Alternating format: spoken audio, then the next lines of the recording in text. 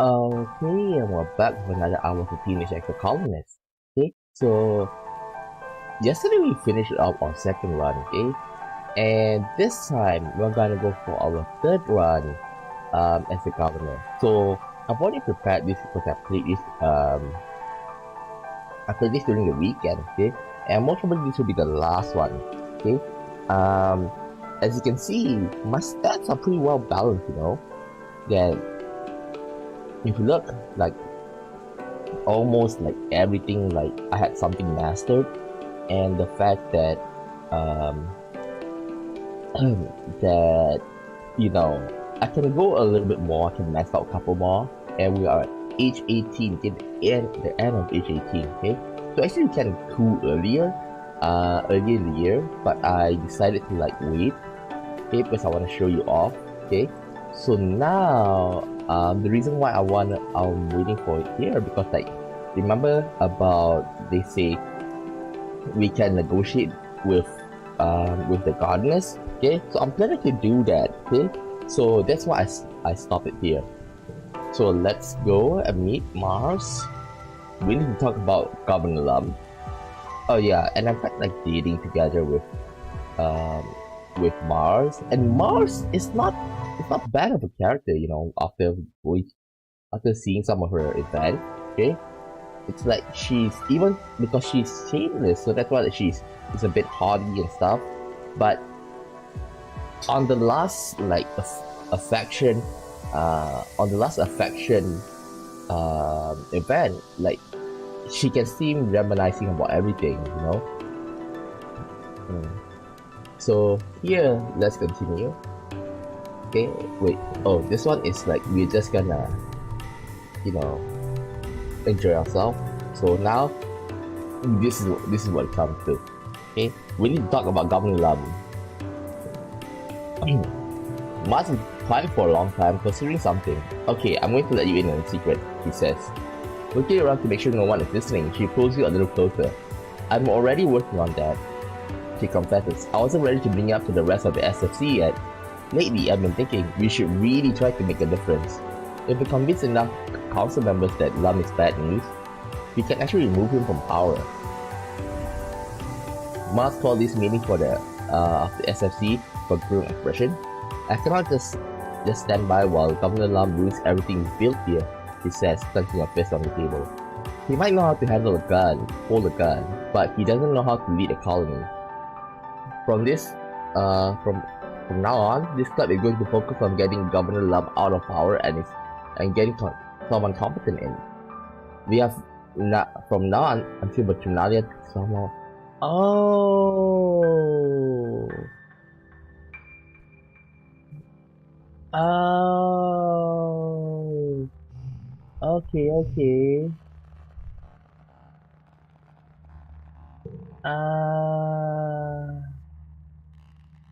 Okay, that like this I kind of screwed up. I didn't read this, okay? Oh well. But I think we can do it by next year, okay? Okay. I agree, Cal says. Everyone turns to him in surprise. What? He says confused. He continues, defensively. Tom's a jerk. All he cares about is killing animals. It's better for the whole planet if he's gone. Mars steeples the fingers, but the question is who is going to replace him? Obviously, I think I'm a great candidate, but I'm willing to consider other options. Tammy independently gives the support to Mars. I should be governor. Mars barks out of laugh or surprise. You? She exclaims. No way. No offense, Kamo. I just didn't expect it. Well, she says, flipping her hair over her shoulder. May the best person win, I guess. And by that, I mean me. If you really expect to be a governor, you need to work on your persuasion, Kamo. No offense, Carl looks worried. No offense, Mars, but are you really going to stop the soldiers from killing the animals? Look, Cal, Mars says, spreading her hands wide. I don't want hunters going out and not coming back either. Maybe we can find a safer, more efficient way to deal with the animals, yeah? Sounds ominous. Carl doesn't look convinced. Nobby exchanges a look with Rex when Dan clears their throat. We support you, Mars. We think you'll be a great governor. But Nobby continues tracing their fingers idly over the tabletop. You're gonna keep you're gonna keep it so that the colony is fair and everyone has what they need, right? I like that we don't have to compete for stuff and everyone gets the same treatment. Of course, Mars says. Look, I learned from history, okay? We can't let income inequality tear this place apart just like it did on Earth. There's gotta be a way to grow together. She suits a grin. Right, Skamo? Just like we talked about. Mars gathers everyone, so the plan is we campaign in all departments: geoponics, engineering, garrison, forest, exploration, and here in command. Try to soften out all 6 council members and get them on our side. Try to keep them on the down low. Then at the next VTuber festival, we surprise Governor with a spontaneous council vote and replace him. He'll never see it coming. Done. So in other words, we need to see the others. Okay. Talk to mom then. Huh? Dad? Maybe we need to go here? How? How do I... Okay, let's check out. Maybe we need to go in order? No? Huh? Where is it? Or maybe... maybe we need to go there and do something. Huh. Oh yeah, by the way, I'm trying to like max out anemone as well as the others as you see. Almost everybody is like quite high. Where's Nem? Yeah, I got something for you. Baba fruit. Even though she doesn't like it, she likes Xeno eggs. Incoming for another hug. Got you a present. Give you the marshmallow. Okay, what else? Normie. Normie's every map. Quite high.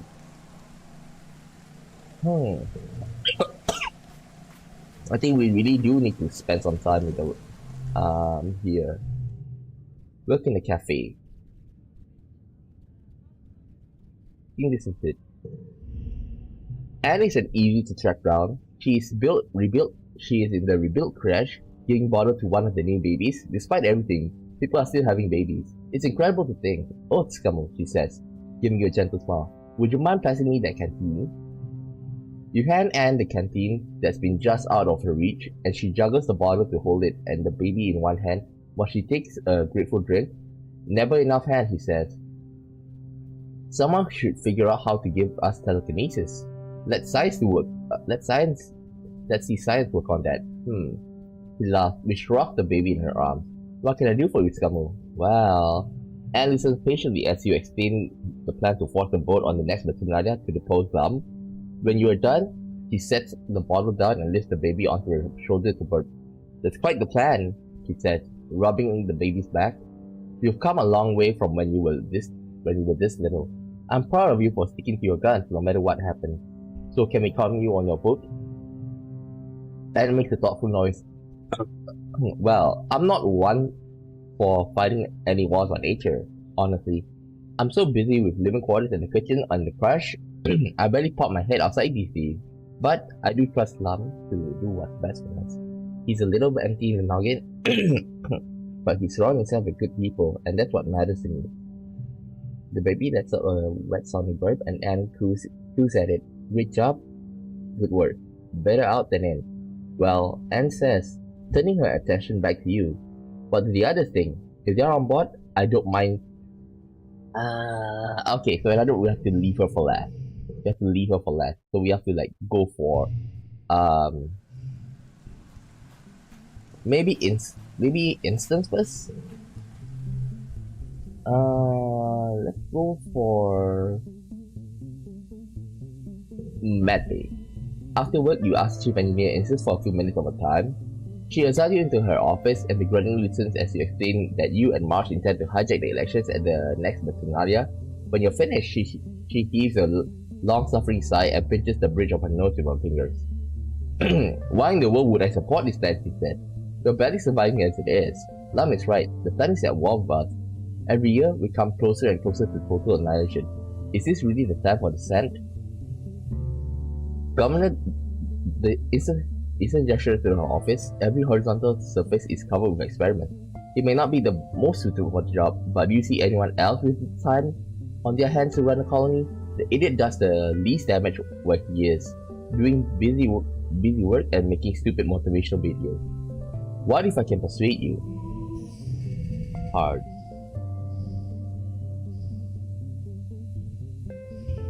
I think I have to use this.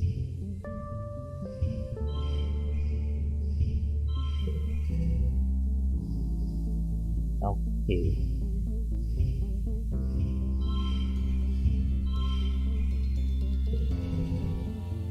Oof.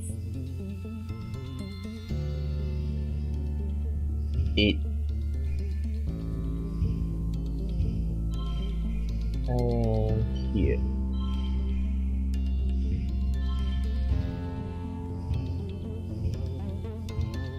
$32.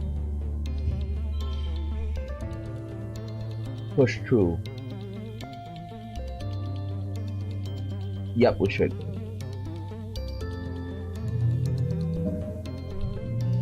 Push through. 1 persuasion. Instant hasn't survived this long under a hostile regime by being soft. It's hard to convince her that you have a chance to outlum, but she does like to win, and she appreciates a good game of 8-dimensional political chess. If you win the election and you convince her you will, she'll be free. Well, she says, sitting back in her chair, it seems that you might actually be cut out to be our next governor. You have my support. She gives you a stern look. When you strike to kill, she says. If Lam knows I'm moving against him, he'll put me on the wall. Thank you. Instant nods and turns back to her hollow screen, clearly done with you and the conversation. Get to work.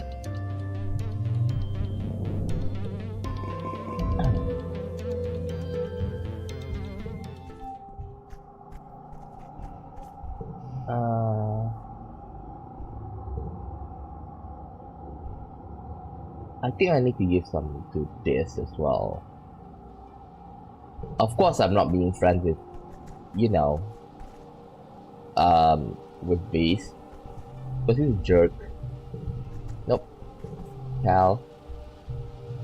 For something you might like, Boba Fruit.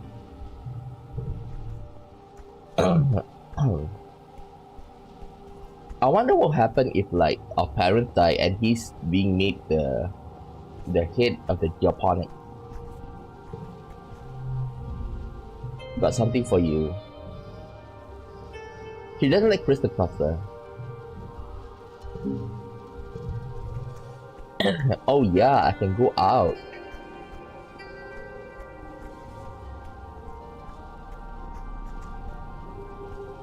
Oh, this is bad. Because I'm quite stressed out. Oh well. Sneak out.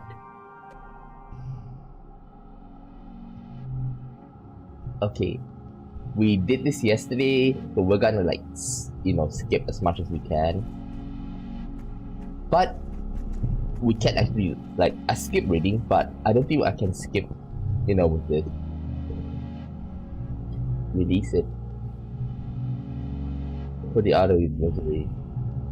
Done. +7 stress. Remember we did this yesterday? Okay, this one. Take a closer look. Combat 50! Uh-oh. If combat 50, then what we have to do is here, remove this, take the brain trainer. Take a closer look, cut my way through, done. Okay, next.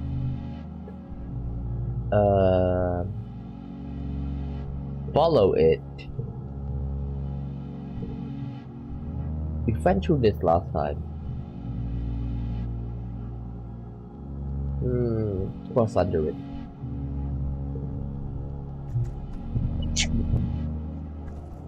Okay, besides this one. Okay, a manticore. This one is like, there's a keep the light on it. Uh-oh. Ah! Too stressed out. I think I screwed up a little bit. Can you allow me to like load this wet? Because like, I think I should have spent some time with Mars. Okay? Because we do need to like lower our we do need to lower our stress. So go on date. Go on date. Okay. Then next we gotta give presents to Nam. Here's something for you. Maybe I should just give her the key.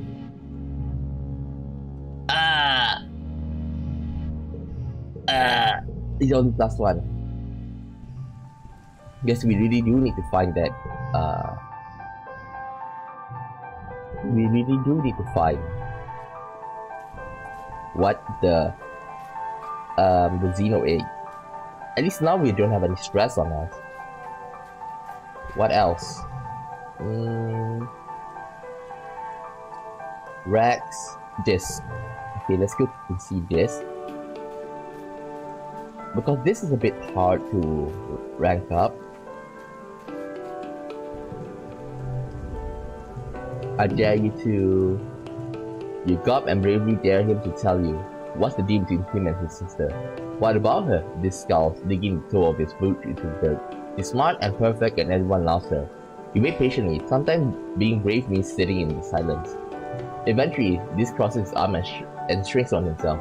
When Tang got her genome therapy, all anyone wanted to talk about how I shouldn't be sad about losing my brother. Like they had to tell me that? This says, huffing indignantly.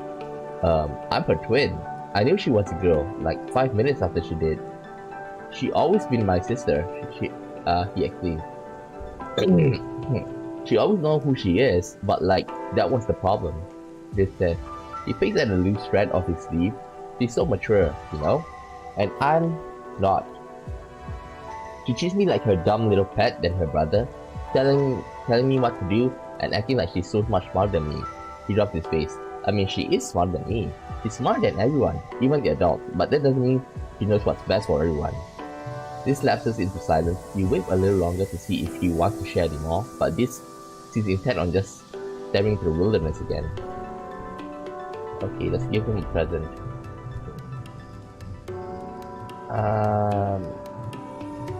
Strange divide.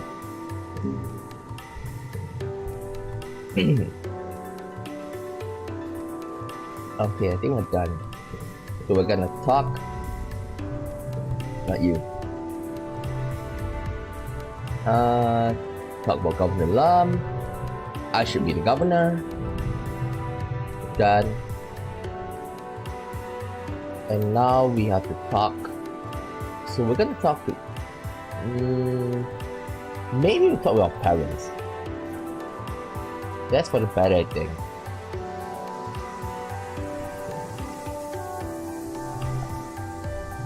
Xenobotany. Biology organizing. Work on the farm. Biology talking. I think this is for the best. You find some time alone with Chief Cultivator to talk about your plan to peacefully depose Lum. You talk to your mom about it. Your mom is a busy woman, probably the busiest in the colony, honestly, so you keep it brief.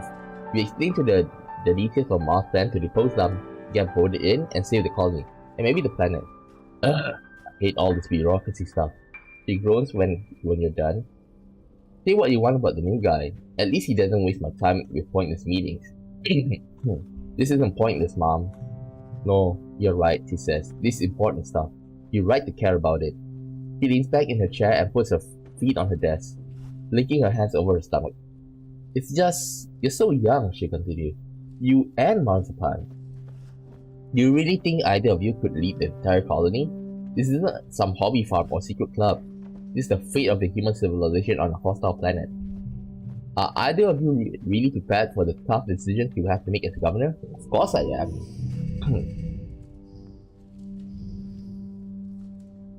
Okay.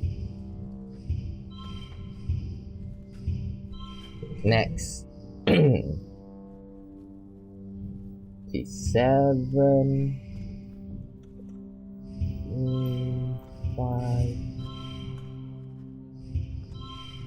Okay. 34. Okay, that's doable.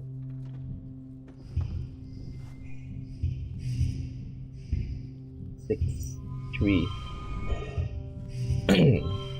Win. Persuasion +1. And +1 from Ricky. Having a Ricky really helps out. Okay? Your mom smiles, and you haven't seen one in some time. Look at you, he says fondly. All grown up and overthrowing the government, just like your old lady. Huh? I'll be hypocritical of me to tell you you're too young. To tell you that you're too young. She continues and pats her leg. I was about your age when I lost this. Fighting on Earth for what I believed in. I didn't listen to my elders either. Oh, she lost her leg. If I hadn't done the same thing you're doing right now, I probably wouldn't have had a place on the schedule with your father. Wouldn't have had you. So who knows what you're capable of and where it will take you. If you truly believe you're ready, you have my support. You know, one thing is that give me a second. Let's go to the gallery for a while. So that's what happened to her leg. Like, I remember when we lost our mom, you know, Dad says that something like that at first Flulu is like, he's more of a, you know, military type, so he's quite close, so she's quite close to Red, okay, the chief, the garrison, Red, okay. The thing is that with Red, he's you know, they're both so much the same, but when she lost her leg, okay, the father, our father basically like kind of how should I say this, you know, nurse her back to health, okay, because he's working at the clinic or the med bay or something, okay, and they fall in love, and you know, basically it's out of curiosity, but then like both of them really fell in love for each other. So that's why, you know, it's quite touching to see. Okay, get to work. Done. Next month. You know, I want to see like this game have a DLC, maybe extend it until like maybe age 25, and like introduce some more characters. Because we don't have. Okay. Where? Okay, so we have like 1, 2, 3, 4, 5, 6, 7, 8, 9. Okay, the thing is that, you know, there's 13 months. Okay, so like I wish like there's somebody, you know, who is born on glow season or something. Okay, and like add in 2 or 3 more characters. They'll be nice to see. First name. Not you. Oh, yeah, editor. She doesn't like crystal cluster. Okay, give her the bobber food. Okay, since it's glow month, let's go out. Okay, let's sneak out. Just now I was quite stressed.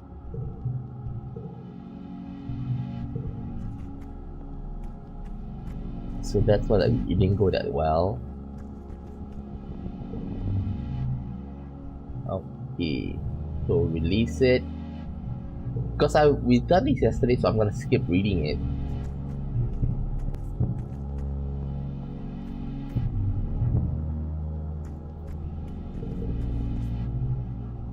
Can we take a closer look? Oh yeah, brain test. Brain trainer. I think it's best for us to reload. Let's see. Here, remove this, put in brain trainer. You know, the bad thing about brain training is that they don't actually like get us to get the perks.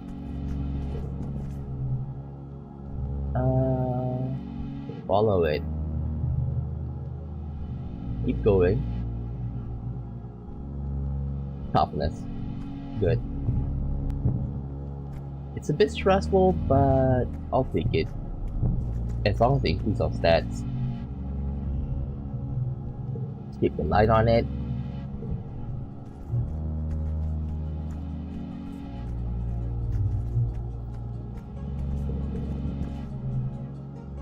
Okay, this one -1 stress. Neighbors become wild, value is wild. Okay, this is good. Anything that have value is wild is easy to combo. Done.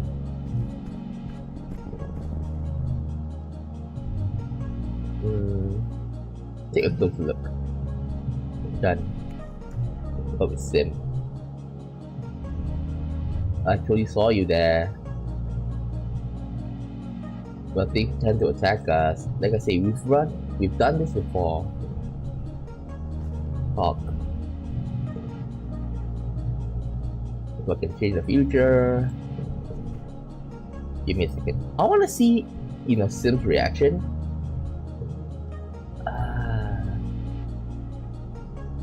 I thought I want to see Sim's reaction when I gave him the Astranthia. Because that's, I probably think like this, we kept it for like for so long, and I think like giving her the white Astranthia is like gonna be very like she's gonna be interested, he's gonna be interested, okay? To the point that you know, like, what is this? Is this from Earth? Kind of moment. Okay, so let's continue. Okay, so faceless, they to watch it. Approach it where we're standing. Wait, and then we wait. Lucky that we have, you know, our Hopeye. Probably like, but at the end, if you're still stressed out, you can't choose, you know. Okay, look at the shadow. Probably that if I can't, I'm quite curious to press this, you know. But let's just with this infinity. Okay, this is what we done last time. Now we can go.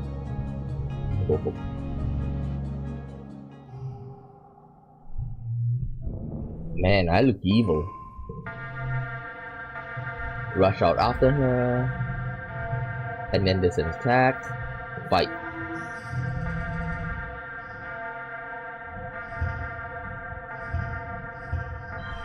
Next round, neighbors become wild. Okay, 3, 4, 5.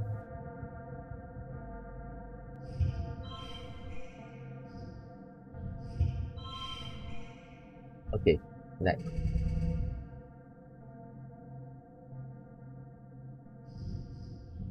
Eight, 7.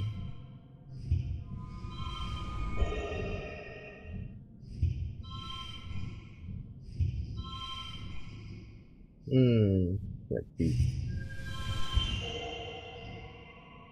See, I told you that, you know, with this thing, you're gonna be like, if you have a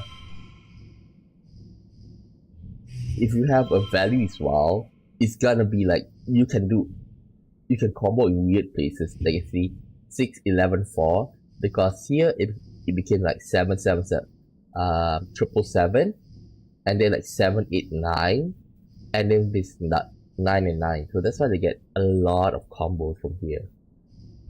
Okay, win. Let's treat the combat.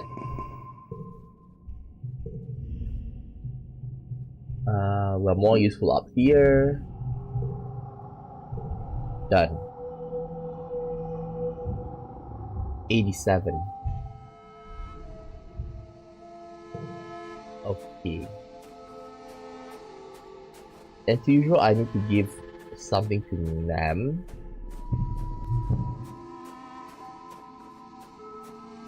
What I'm thinking right now is that I'll try and convince Red. I should convince Red now. Okay. Hugs first. Got your present. Give him the log. Ooh, event. Rex is hanging out with Nomi in a secluded area of the colony, but as you approach, you can tell from the first aid kit, Nomi's tense posture that this is an casual visit. Please stop fussing, Rex, Nomi thought. Dabbing some ointment under Rex's eye, you have a cut right here. It's just a scratch, Rex protests. He sees you coming over and brightens, sitting up straighter and knocking Nomi's hands out of the way. Hey, Scuffy's here, he says over loud, and Nomi scrabbles for the first aid kit before realizing it's too late. And you've seen it anyway. They glance balefully at you, but Rex is all smile.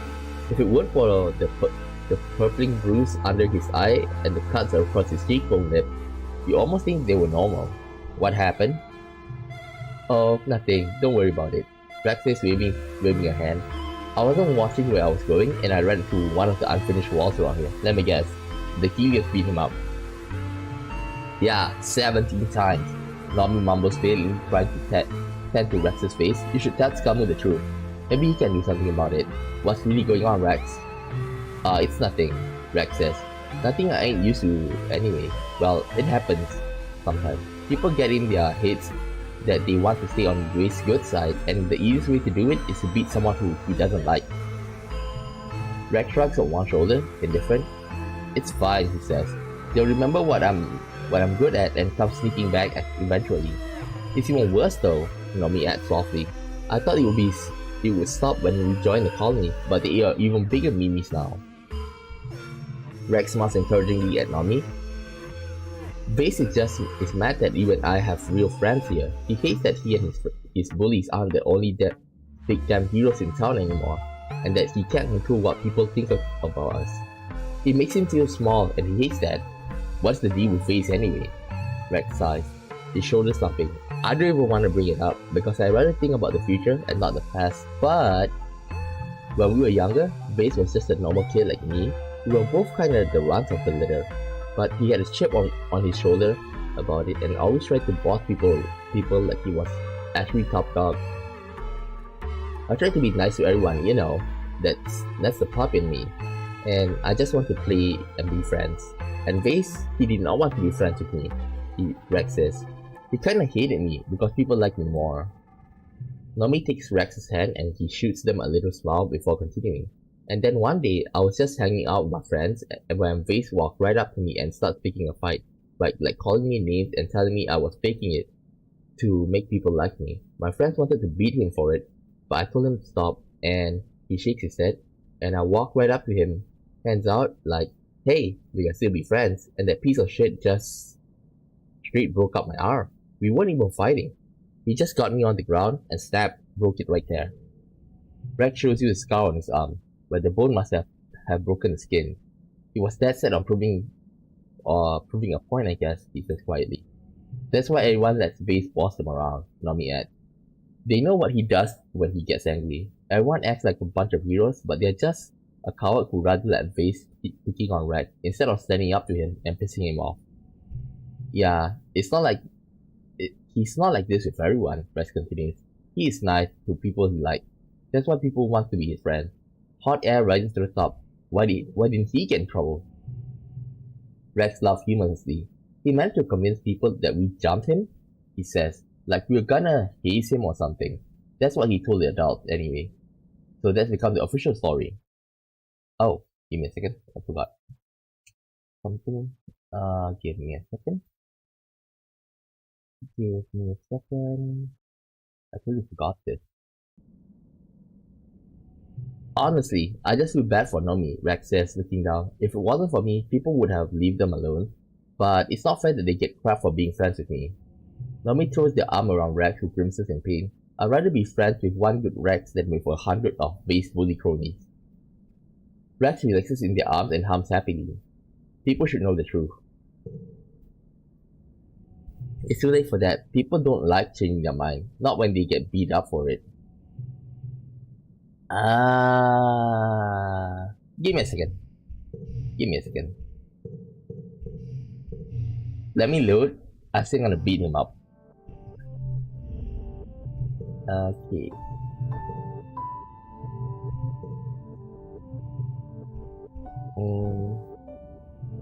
Okay, I'm going to destroy base. Don't think I haven't thought about it, he says, and Nomi grumbles. Hey, I'm not perfect. If I thought fighting back would be any good, I would have done it years ago. Besides, if I win just because I'm stronger, that's not really a winner at all. Besides, Rex says, I'm a colony kid now. I can be anything I want, do anything I want, talk to anyone I want, and Base can just die mad about it. Despite his bravado, Rex sighs and scratches the back of his head. I do kinda regret what happened though. Like, it sucks that Face got to the point that where he thought the only way he could get respect was by being a bully. I mean, he's a douche and half, but... Nomi thumps Rex on the shoulder. You don't have to defend him, they chastise him. I'm not defending him, Rex says, spreading his hands wide. I just think sometimes, like, if I could have seen he was hurting and been a better friend to him, I could have changed his whole life. Think about how different things would have been growing up on Helio if he wasn't the friend who got away. Rex musters up a smile. That's why I try not to let it get to me. It doesn't matter what Base does to me. You can't hurt someone who chooses not to feel pain. He's gonna get his fool ass killed someday, and I'm still gonna be right here. He reaches out and takes your hand, and Nomi takes your other so the two of you are linked. And I have everything I need. Oh my god. Rex is such a good guy, you know.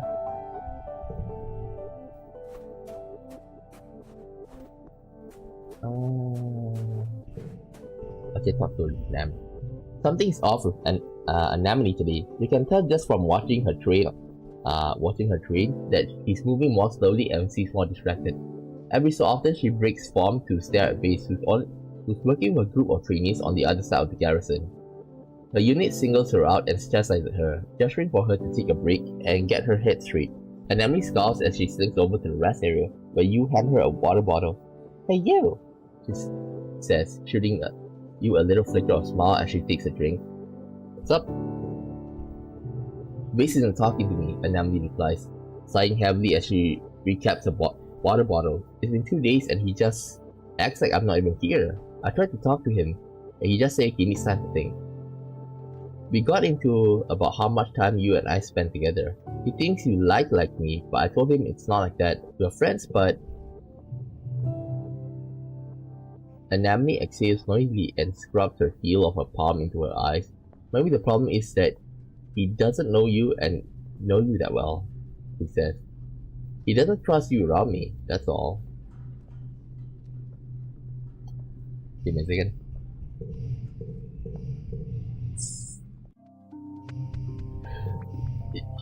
You know what I'm gonna do. You know what I'm gonna do. Base is right not to trust me. You tell Anemone that you like her as more than a friend. You have feelings you want to share. Anemone goes completely still as the color drains from her cheeks. Her eyes dart over to a Base on the other side of the room. Please don't say stuff like that, Skirmo, she mutters. You're only going to make it worse for me. You deserve better. Base is an asshole, I have proof. Anemone head whips towards you, shocked. What? How could you say that, Skirmo? Yeah, I know how he gets sometimes, but he's still my boyfriend. The way he treats you isn't healthy. Anemone's eyebrows furrow. What do you mean, Skirmo? Do you like when he accuses you? Frowns. No, obviously. What does that have to do with anything? The problem isn't you, it's him. The teller shouldn't have to constantly prove herself to Base. I've never thought about it that way. It's like we have this argument all the time. He gets mad because he thinks I was talking to someone too long, or because I said something that set him off. And when you talk to him about it, well, he gets really upset that I'm upset with him. And then I have to apologize and reassure him I love him, and it's always this whole thing. She sighs. I'm just so tired of it, you know? I don't know what else I can do. I don't know if there's anything else I can do. And then we wipes her eyes. I don't know what to think, she says. I'll talk to him about it and see what he says. He deserves a chance to explain himself, but her gaze starts back to Vase. I don't know if he'll be able to. She gives you a quick hug. Thank you for talking to me about this, Scummo. You're my best friend on the whole planet. I have something to confess. And then we look around and grimaces as she sees Vase at the two of you talking. Sure, he says, but let's go somewhere else. He leads you to the walls, one of the few places that have a private conversation in the colony. The wind wiping in across the fire break blows her hair across her face. What do you want to talk about? I'm in love with you? When Emery stares at you blankly for a while, her face growing steadily more red, she laughs uncomfortably. Come on, Scummo. Don't tease me. I'm not teasing. She crosses her arms and takes a few steps away, looking out into the wilderness.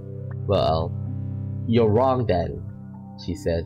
You're just sorry for me, or something. Yeah, you're right. When Emily scolds, I'm not a weakling, Scummo. I can take care of myself. I don't need you, or Vase, or anyone.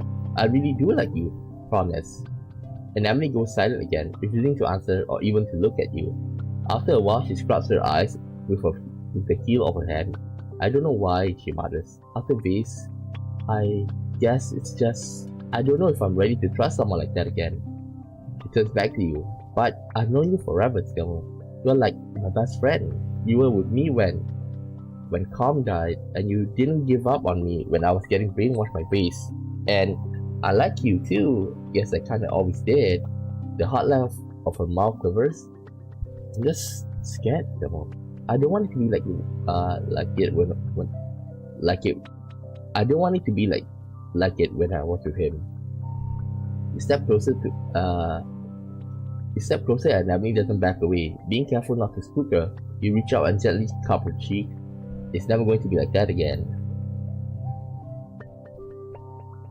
Svin. You telegraph your intention slowly, giving her time to back away, but Anemone gathers her courage and meets you halfway for a tentative, curious kiss. Your heart almost beats out your chest. You almost wonder if she can hear it too. When you part, Anemone blinks quickly, like she's trying not to cry. Instead, she slugs you in the shoulder and laughs. Still a little awkward. Okay, she says. Okay, that's that then. We're dating, I guess? We're dating. Anemone smiles and looks down at the ground, then leans in to kiss you again. Okay, he says. I have to get back to my post, but I guess I'll see you around. Boyfriend? She gives you a little wave and jogs away, looking lighter than you've ever seen her in a while. Done. Okay, we got Nam here. Of course I'm not gonna be friends with this character. Let's spend some time together. Yeah, I think I can swing that. You avoid Vase. You walk hand in hand with Anemone from the garrison. When Vase, as you go, he gives you a venomous look, like he's barely keeping himself from spitting on both of you. Anemone breathes a sigh of relief when you're outside. It's so awkward with him always around. She says, he is not over the fact that you and I are dating now. Despite that, or perhaps despite Vase, you and Anemone are enjoying a pleasant walk through the colony, talking about things that don't concern him at all. Yo. On your way to the garrison, you pass by a few young soldiers speaking in harsh tones. They seem to be commiserating over Vase's attitude in training today. Oh boy, you might know what this is about. You spot Vase overseeing a group of soldiers navigating an obstacle course. Pick it up, come on, he snaps. You approach carefully and he acknowledges you with a glance before going back to staring mostly at the trainees. Why's your glum, chum?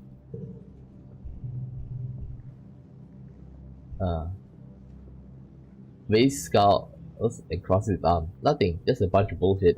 Fine, be that way. I will. I wonder if we can fight him.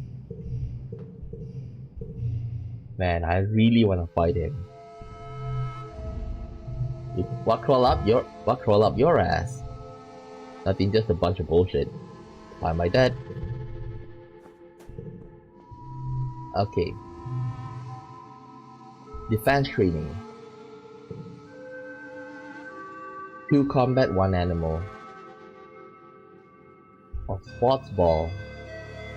Bravery and toughness.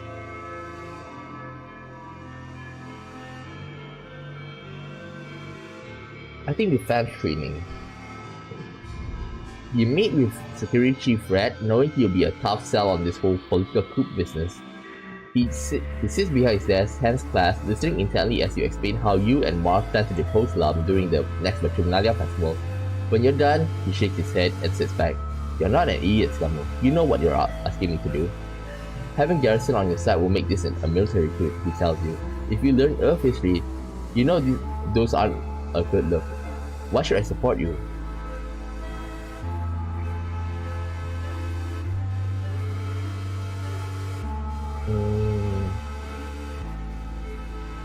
It'll be peaceful.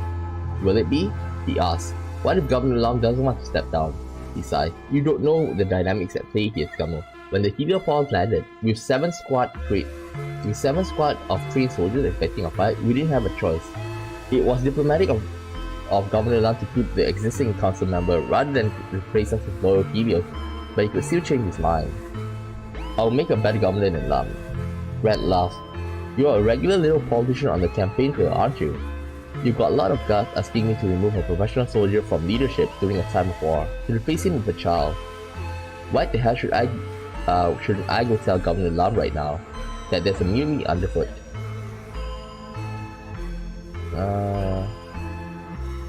What can I say to convince you?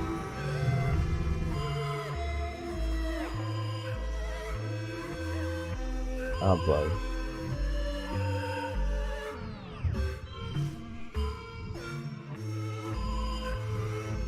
Okay, this. Change to green.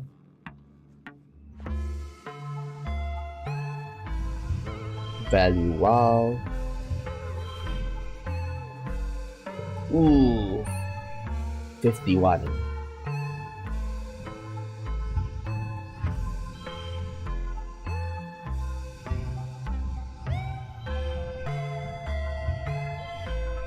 Damn it. Wait. Just nice. Win. Persuasion +2. You managed somehow to convince Security Chief Red that it is morally imperative that he support your movement to depose Lam. You both know that Lam is dangerous in inept, so it's really just a matter of reassuring him that you will do a better job and that you protect him from reprisal if you fail. You want his vote against all odds. Get to work.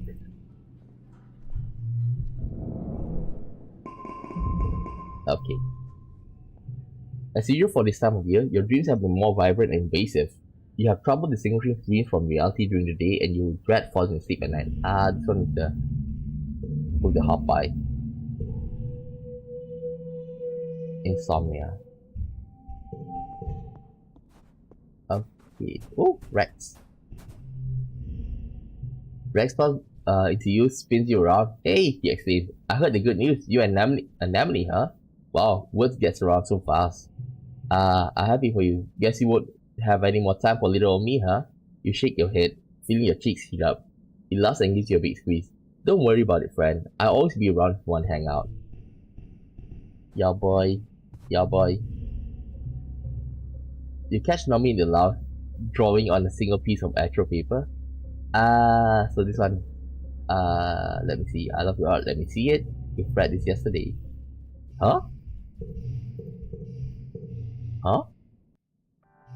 I didn't remember it being like that. Fancy drawing.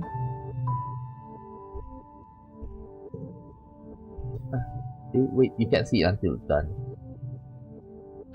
Yeah, I think this is where it's supposed to be. Tammy beams when she sees you. Okay, this one, birthday. Share with Tammy. Eat them together. Got you a present? Let's see. Tammy's already at max. Okay, we don't need to give her.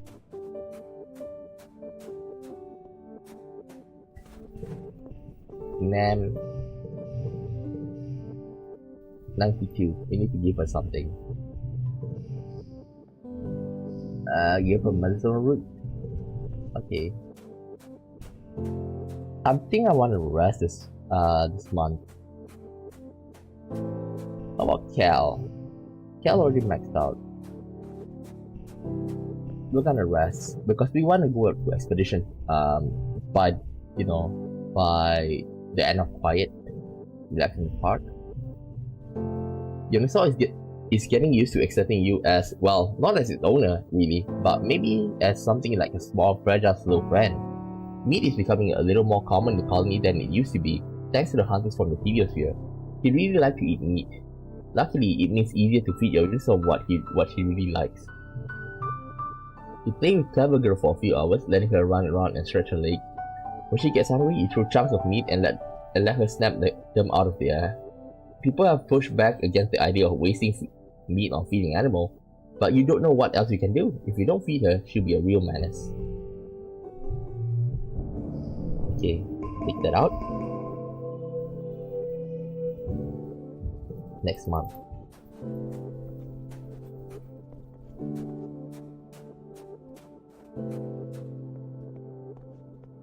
Okay, oops. Give me a second. This, 97, okay. We're probably gonna get it done soon. Let's go and meet Rex. Hug. Hug. Got your present. Give him this.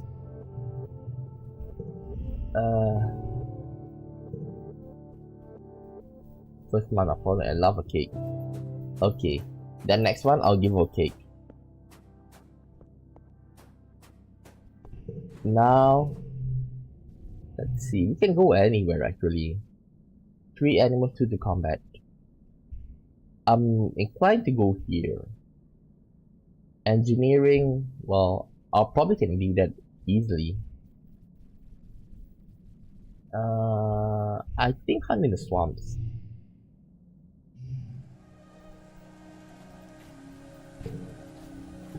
Okay, here. Okay, good. We got it. You managed to partner yourself with the chief surveyor herself on your next expedition. It's the perfect chance to talk to her about Governor Lam, but she beats you to it. Whew, this was easier tracking when we had hoverbike. Utopia says, as she hauls herself up to a particularly difficult stretch of terrain. She reaches back to help you up. That villain Lam using them all to search for aliens now. That's not like finding a needle in a haystack. He sent half my teams to the swamps now. She gestures at her empty holster. Without weapons, I might add. He's bleeding us dry out here. She scrubs the back of her hand and across her thumb. That snake of a man thinks every little thing is a war. I don't like getting attacked by animals either, but I sure miss being able to explore this planet without Lum getting his paws all over my division, taking my resources for his damn messy war. Funny you should mention him. They tell Utopia about Mars' plan to overthrow Lum at the next Nationalia. She seems excited by the prospect. You forget how young she is compared to the other council members. Sounds stellar, she says, clapping you on the back. The only question is, who you got in mind to replace him? Well, me. You, Utopia draws and then laughs. Sorry, I don't mean to tease you, but aren't you a mite young for the job? She wipes her eyes, still chuckling. Well, I was only 22 when I became chief surveyor, I guess. It's not so far-fetched, but why you? What are you gonna do different from the chauvinistic throat cow's ours? Pitch me. Okay, let me tell you what we'll do. Easy.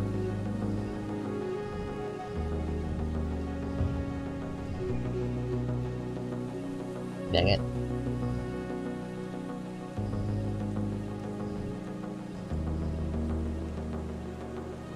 Okay, I'm just gonna use both of them. Next round.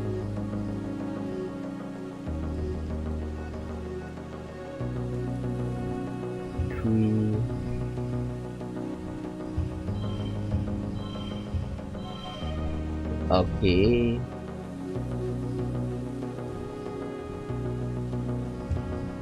We're gonna use green and this one to finish it. Ooh. Ah.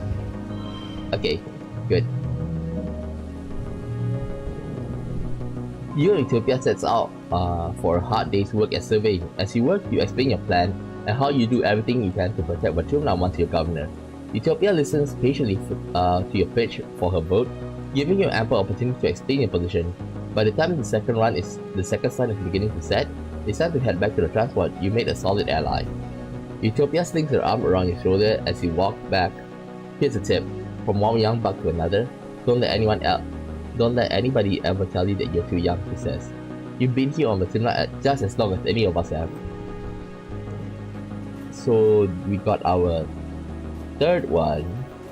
Final on a total of 6. Nothing.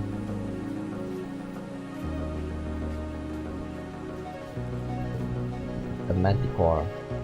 You and Base hear a crashing, crawling noise. 2 manticores are fighting.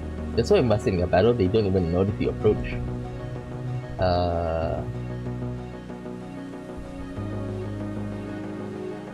Kill them both. Like only manticore I feel like I'm willing to take them out.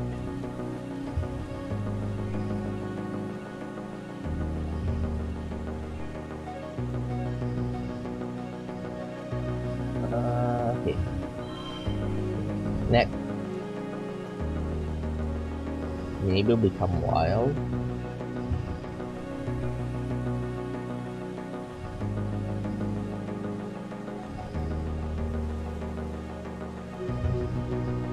Maybe become wild, eh? Next round.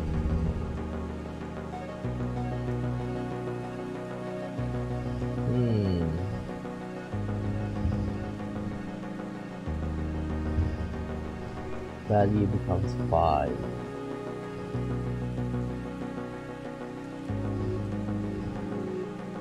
Six. Okay, it's good. Maybe like this.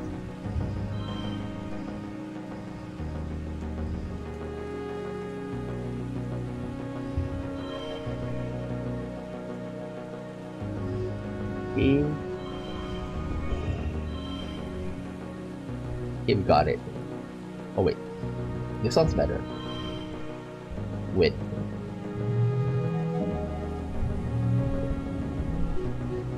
You pull out your rifle and aim at the fighting pair. Hell yeah, Base Mother's doing the same. The manticores are so distracted you're able to take on both of them quickly. You and Base give each other a high five. 2 more creatures that won't attack the colony. Their meat isn't edible and their pelts aren't good for much. But you remove their tails and talons. Maybe someone will give you some kudos for these.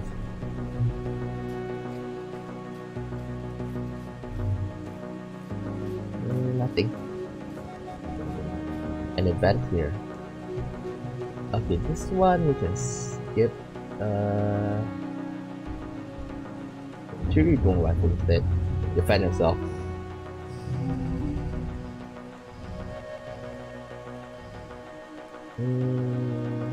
Nine. Ooh, this one. Not looking good. 4, 5, 6. Okay, 9, 7, 4, 6. Okay, next round. 6, 4, 10, 7, 7. Okay, got it. Let's do the combat.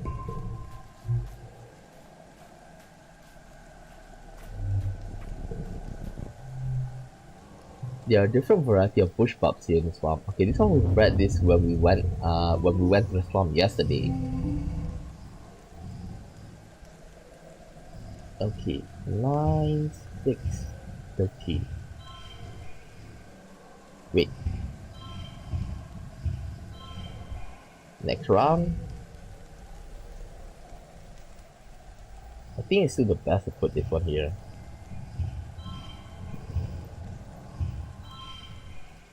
Wait.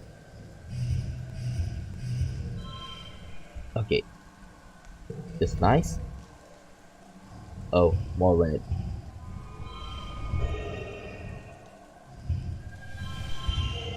Super goal. The street to combat. You kill one and the others run off. Well, sort of. You never seen an animal move quite like this. Like an ambulatory sack of oatmeal. And like the corpse. Okay, done. Base hasn't been looking around for something to fight and doesn't want to wait while you enjoy the scenery or whatever he thinks you're doing. He scouts on ahead. You're hurrying to catch up when several marchwalkers come flopping out in front of you. They are twice as long as tall as you are tall, smacking and slithering in your direction with hundreds of little fins. The creatures are slow and clumsy out of the water, but it doesn't really matter when you're that big. Fight them.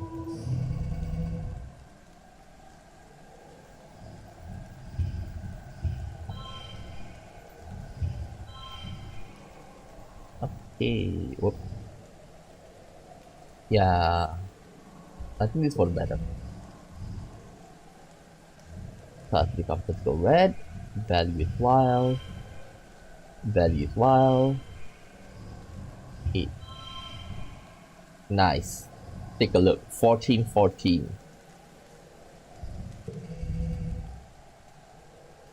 Already gold.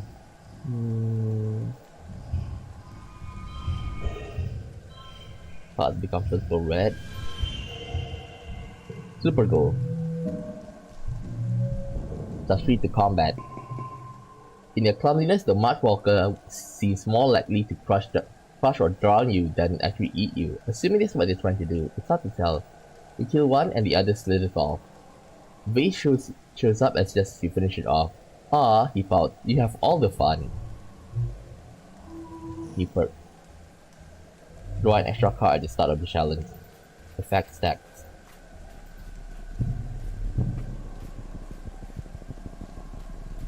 Take it first. Wait. A Unisaur. It's a Unisaur. You and base dark. Okay, this one here.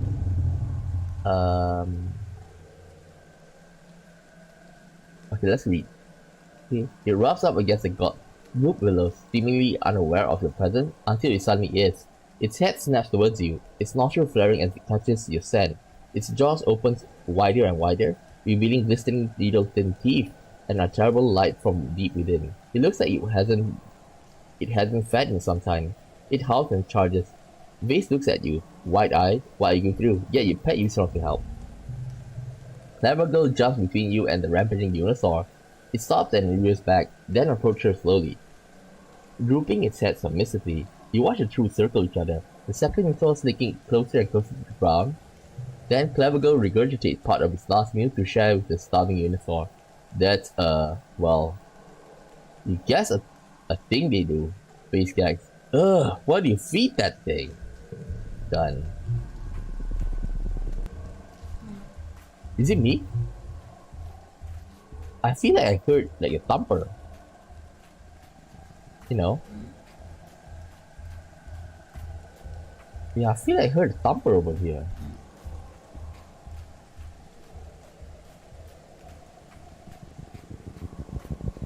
Let's see. Okay, this one just jump over it. Toughness.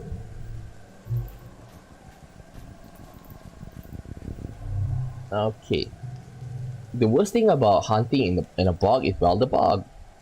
Here, build a bridge. Since I'm bummed out, mental skills -1. Too bad I didn't get anything from it.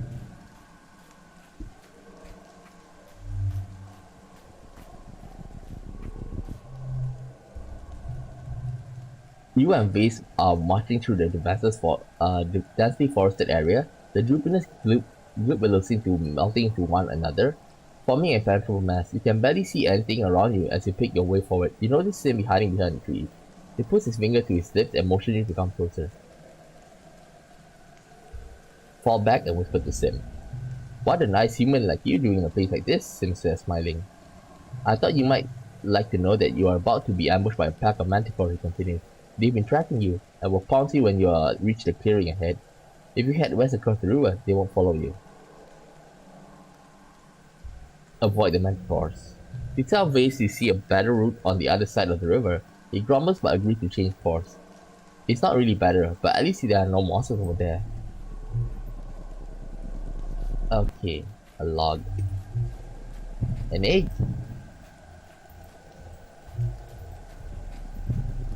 Medicine. Eggs. Snap ladder.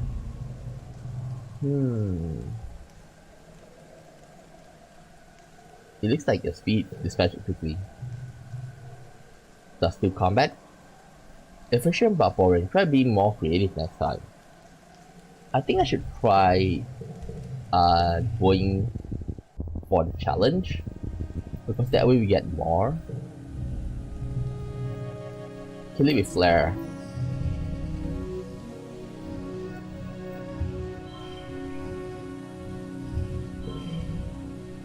Let's see. This.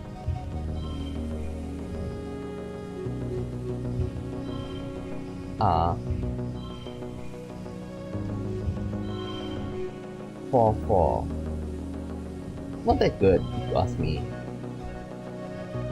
But then again, yep, we have a lot of yellow.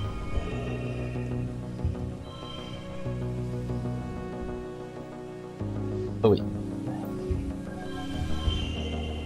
Oops. Super win. Rush 3 to combat. Okay, another one. You take out your flash cutter and do some cool spinning move, jumping off a few logs and jamming the tool into the snap ladder. Well, ladder. It exhales a cloud of obnoxious acid mist. Base applauds. I was right, I did hear a thumper. You recognize the sound. It's a thumper, like the one you found with this. You and Base follow the sound and find Red and Utopia doing the same thing. You're saying this is some kind of alien attack? Red asks, and Utopia nods. Huh? Red continues. They must have left it running when they left. Is this why the animals are so aggressive here? Red beckons you over. It's my star hunting team, he said, and Base beamed proudly. You'll have better luck tracking down this thumper if we split up. Red says, and handing you a bundle of explosives. Here, take this. If you find it, blow it back into space. Base looks at you like he can't believe your luck. A top priority demolition technician. Track down the thumper.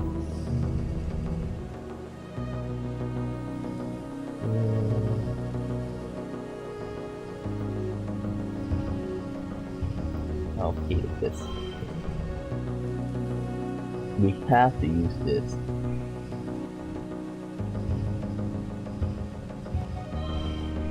Okay, next round. Oof. This is gonna be good. This is gonna be good.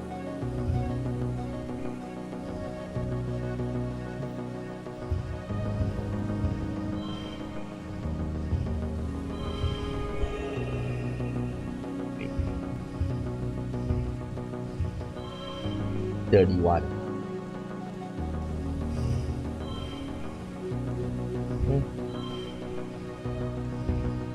Wait.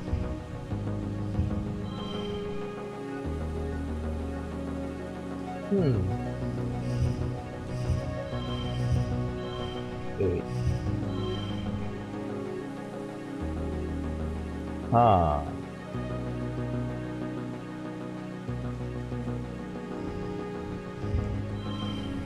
Nope.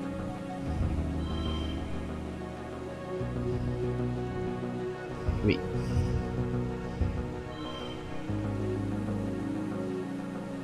Maybe. How about like this? Ah.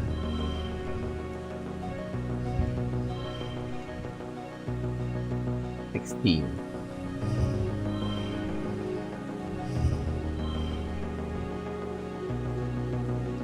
Huh.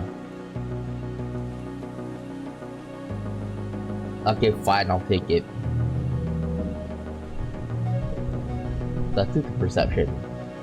You follow a thumping sound to one of those alien pyramids of shining black rock. This one is half submerged in the mud, and its vibration have liquefied much of the ground here, and make the standing water ripple nervously. The creatures nearby are acting strangely too. It looks like ancient and overgrown, but also technology advanced beyond comprehension. It's a strange blend of organic and inorganic parts. Somehow, it's still working. You could destroy it as Rex requested, or you could study it. You already know which one base would rather do. As you're considering your options, you hear a growling noise behind you. Rising out of the shivering muck are several Xenos, drawn mad by the ceaseless thumping, to fight them. Okay, eat.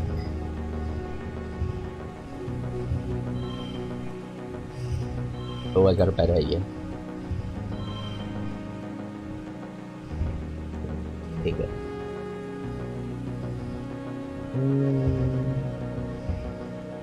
Four. Over here. Value swap. Next. 9, 7, 6, 5.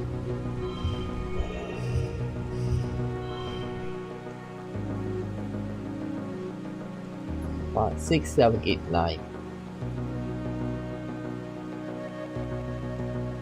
I'll take it. That's due to combat. You and Base managed to dispatch the creatures until only a few days Hawkeyes are left. He kicks a carcass back into the swamp. Stupid animals, he chuckles. Are we going to blow this thing or what? Try to redirect it. Engineering challenge. 7, 5. Okay. Now let's use yellow.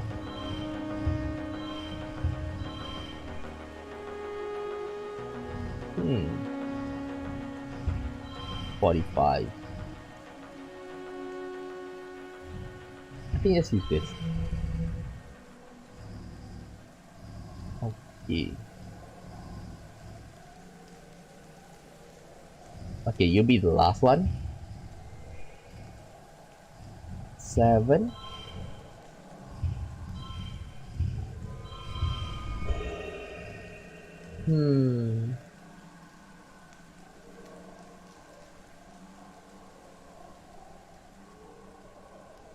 Let's check.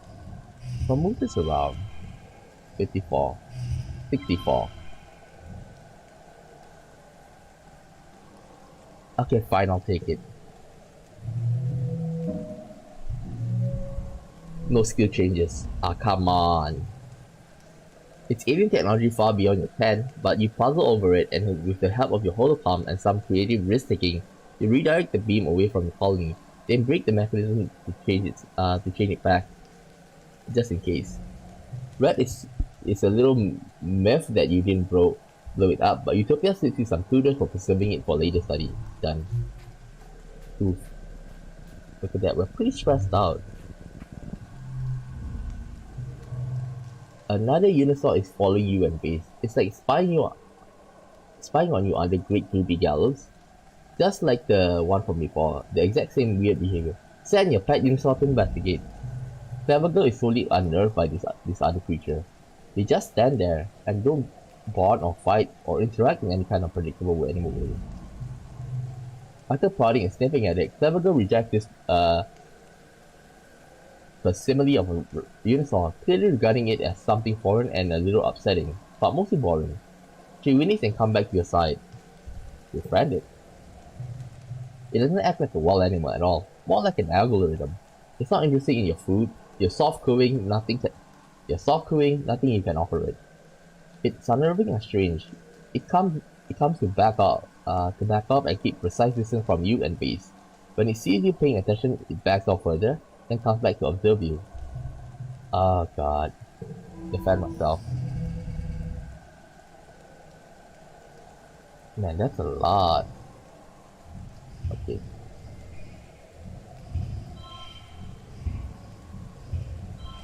Next.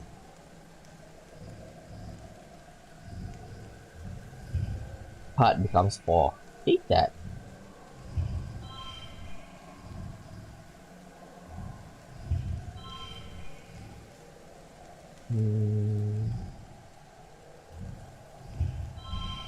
Okay. Next round. We have quite a lot of cards here. I don't want to use this.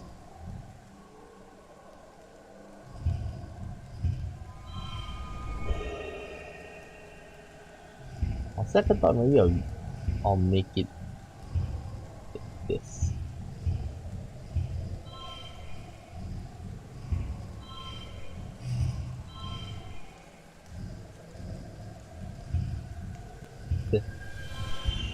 Okay, super go. +3 combat. It doesn't even defend itself. Bizarre. You and base kill it, and it died just like any other perfectly ordinary Unsaw. Too bad their meat is toxic to humans. Okay, I'm sick of being spied on. 88.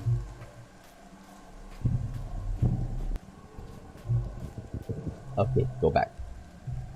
Go home. Spend a month exploring? You wake to the sound of hollow palm chewing on new incoming message. You literally tap through your inbox, squinting into the bright light. Dr. Lisa says you are all going to ruin your eyesight. Okay, this one we've read. This one with Nomi. Okay. Okay, we need to talk to Nomi. Nomi.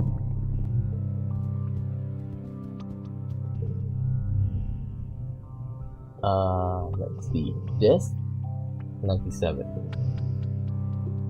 Here. Oops. Okay, take the roots.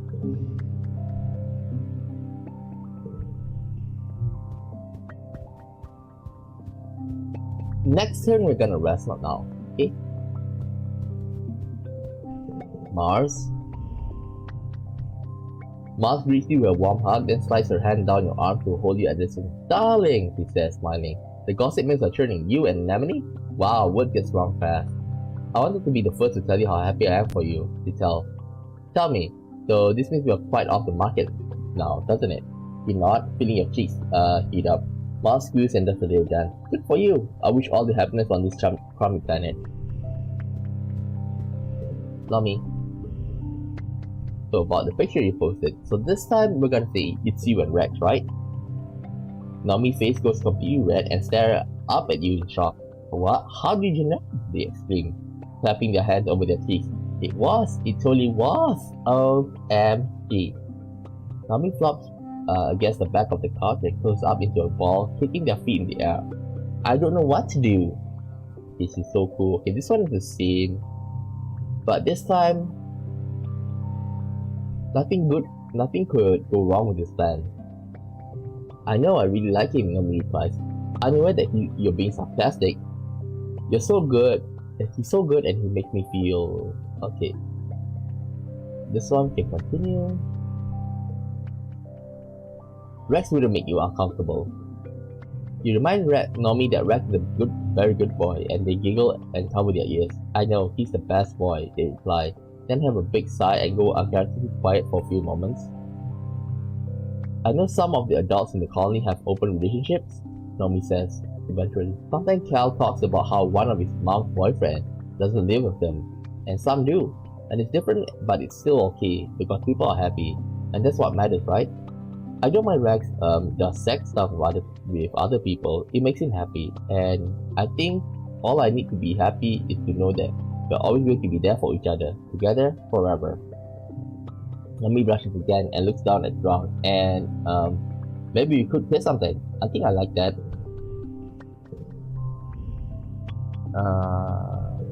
Maxed out, right, Nomi? Okay, 95. Give us something. Crystal. Oh yeah, since we are creativity at max, okay, it give us, can give every month instead of every season. What about red? Red the 90. Okay, we need to give. Hugs incoming. Present. Log. Okay, 8.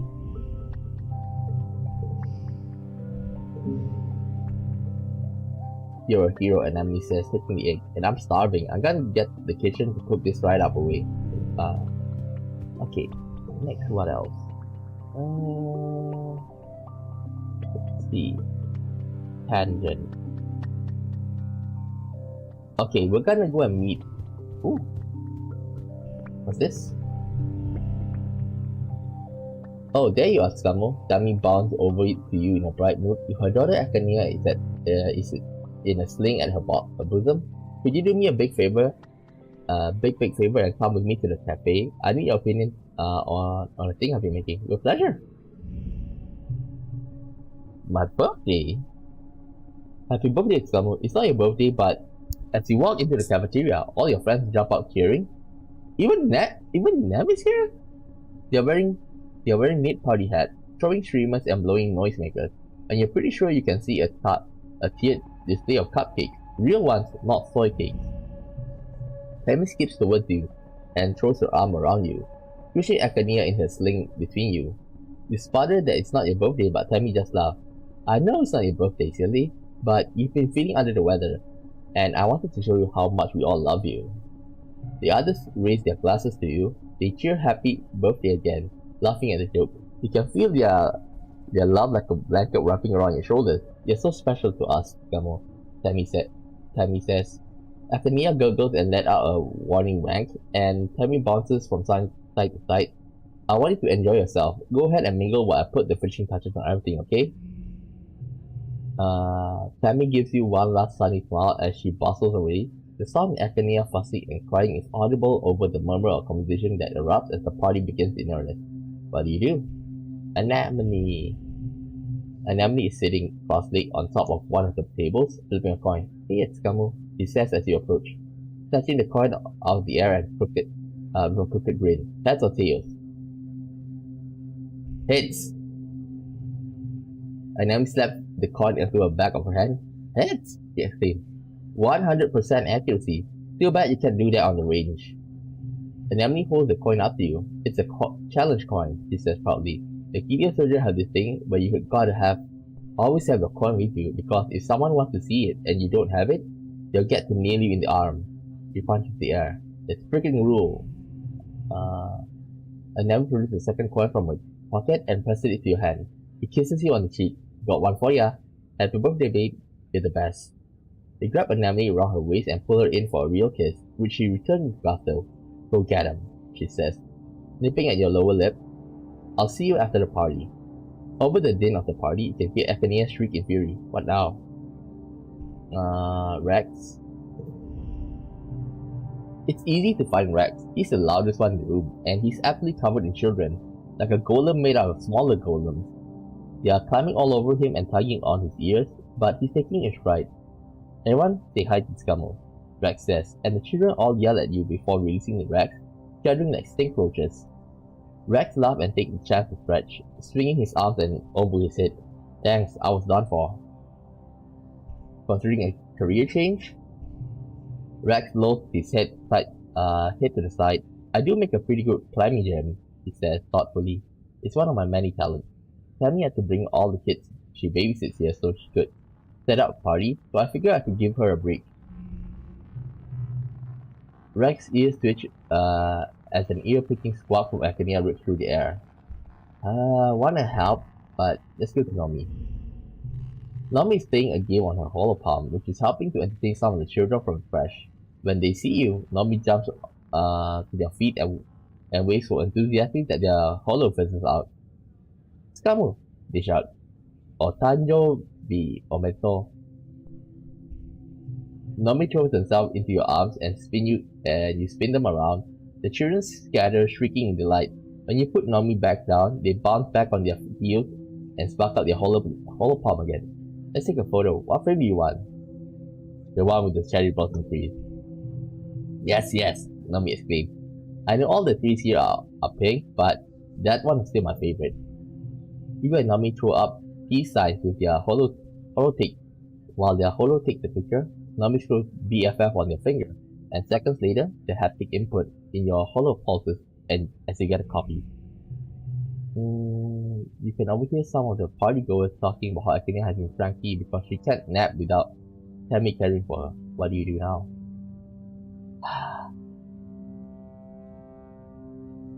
Tangent.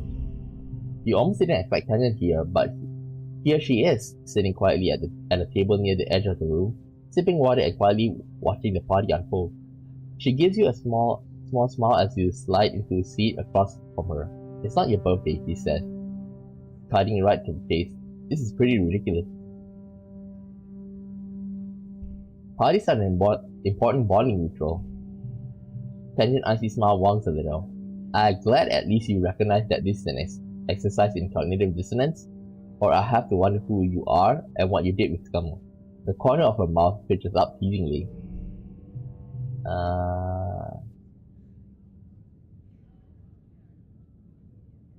Talk to mom and dad. Your mom and dad are chatting by themselves, but when you see them approach, your dad cheers and scoops you in a big hug. Your mom laughs. My little gooseberry, your dad says. I know it's not really your birthday, but your mom and I think you're great every day. So why wait? Your dad puts his hand on your shoulder and gives you a serious look. I know things have been really hard for you lately. I just wanted you to know that no matter what, your folks are here for you, all the way. Your dad's right, she says. We'll always be here for you. There's nothing you can't handle. Audience with Mars has set up the quad in the middle of the room, follow screen in front of her, and a glass of wine in her hand. As you approach, she touches palm to transfer her files with someone you recognize from command, who skitters in the crowd. Darling! Mars exclaimed, standing up and breezily depositing air kisses on both your cheeks. She smells amazing. Happy birthday! It's marvelous what Tammy can do with a little determination, A little rustic but charming. I couldn't have asked for better. Mars put both hands on your shoulder and fixes you with a fitting look. Your lack of imagination is tragic, but we can talk about that another day. Mars lets you try a sip of her wine. You're not sure what Earth wine tastes like, but you hope it's better than this. Mars laughs at your face as you bravely swallow it. It's an acquired taste.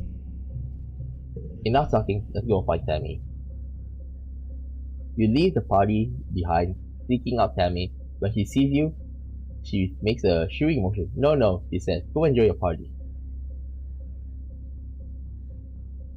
Actinia squawks, pulling Tammy's hair. She winces and patiently pries the baby, chubby grasping hands from her hair. Seriously, goodness, don't waste your time here with me. No way I'd rather be than with you. Tammy's apron goes soft. Oh, he says. That's nice of you to say. Tammy flags down Nugget, who has been running plates back and forth. Could you please play with Akania for a bit? Skamu and I are going to get some air. Akania gurgles happily as Nugget takes her, and Tammy turns to you. Okay, I'm all yours, Skamu. You and Tammy slip out the side door of the gate and set off towards the garden. Tammy is grateful for the break. She chats animatedly about the plan to build a new crash.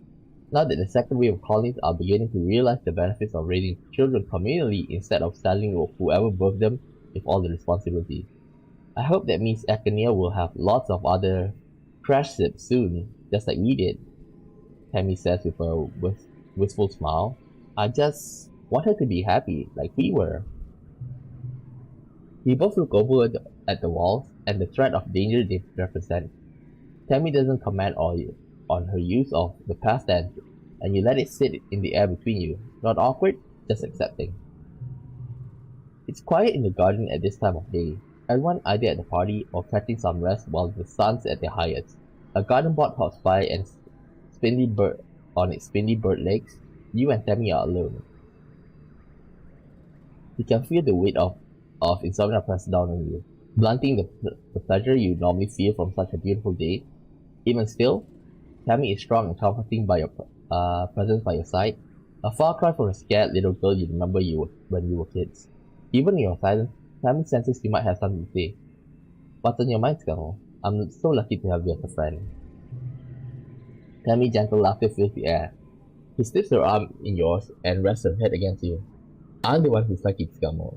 I don't know why you chose to be my friend, but I'm so grateful. You and Tammy enjoy a few more minutes together in the garden, cloud watching and talking about whatever crosses your mind. Tammy's simple thankfulness is infectious, from her excitement over a new flower to her steadfast love for you shining through her every word. You can feel your heart unburden itself with each step, dropping your troubles like stones to mark where you've been. Ooh, Tammy's care, double card too. Eventually, it's time to head back to the party. There's cupcakes to eat after all. Tammy takes Akania back from Nugget, but before you can rejoin the party, Tammy stops with a hand on your arm. Wait, I have a present for you too. You protest that Tammy's already done enough, but Tammy's hearing none of it as she presses a book into your hand. The title reads 100 Reasons. What? What? What? What? 100 Reasons Why I Love You. The book is filled cover to cover with memories, fond observation, and even little sketches, all in Tammy's loving hand. There's more than 100, she says, shyly, tugging on her ear. I wrote the title first, but then I couldn't stop writing. You don't know what to say. Tammy simply is the best. I think I want to, because of this, I feel like I don't want to disturb Cal and her, but I think I'll play behind the screen. You know, if I feel that it's fun enough, then maybe I'll play it on stream. The rest of the party goes off without a hitch. Even little Akania is well behaved now, letting Tammy light the cupcake. As you blow out your candles and everyone cheers, your only wish is to be able to feel like this forever, surrounded by love and support. Done. Damn. Too bad this was not here. Wait. Huh? Who's these two? Most probably basis friends. Or family. Okay. Work in the cafe. Okay, so we've read this before. On your boat. I have 3 votes. Oh, look at you, Anne says fondly. You're really serious, aren't you? How wonderful to see you all grown up. Somewhere in the crash, a baby starts to cry. Anne stands up and accuses herself. You have my vote, dear heart, she says. You can count on your Auntie Seaton, just like always. That's not comfortable. Get to work. Okay, give me a second. Just a second. I think I need to charge my phone's battery. Just a moment. Just a moment. Need to charge my phone battery. It's making noises. And it's at 6%.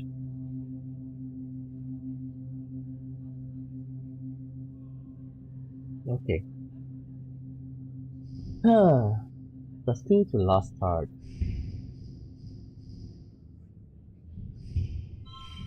Okay. Okay.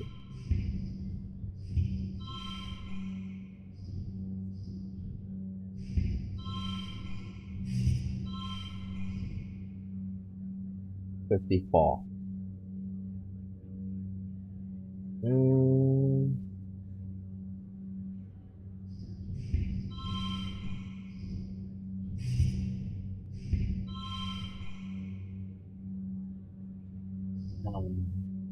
Never mind that. Just win. The reason I put this was get extra persuade, extra reward.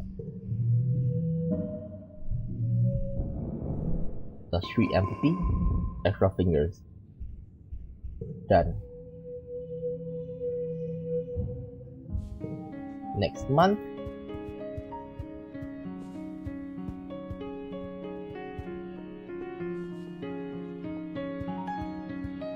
Ooh, base.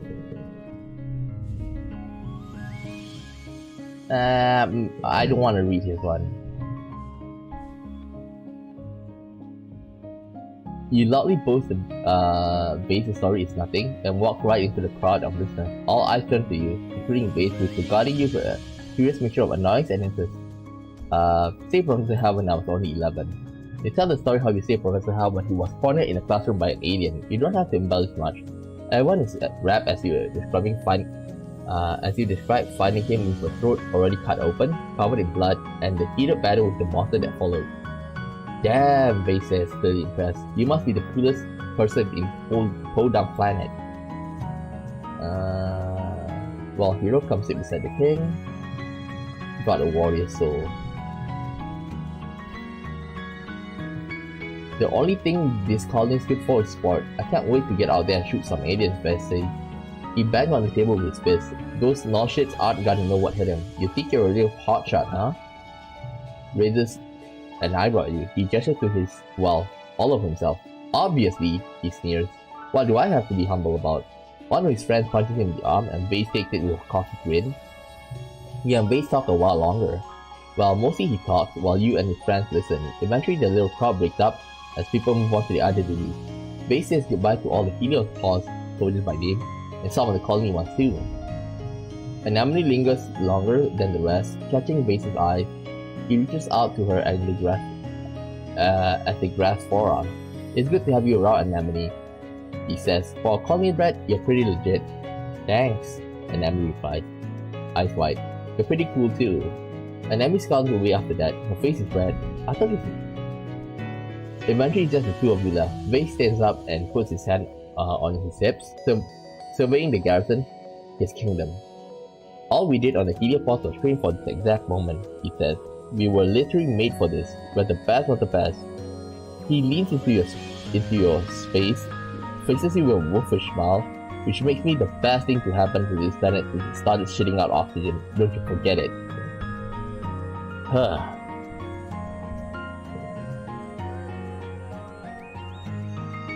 Can I beat you up? Done. What about Nam? 95. I got something for you. There. I think we should give some present to her as well. Something for you.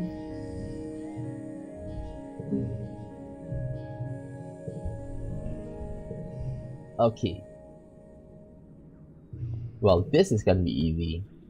He's probably gonna have an event sooner or later.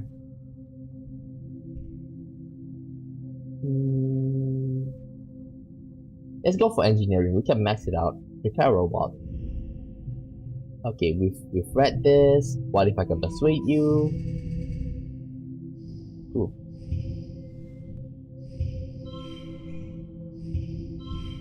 Next round. 5 kudos. Ooh. Next.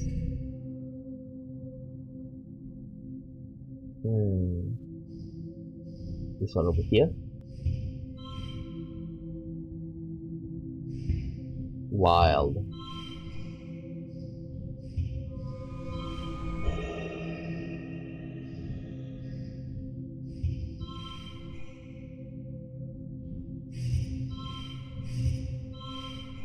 Dang it.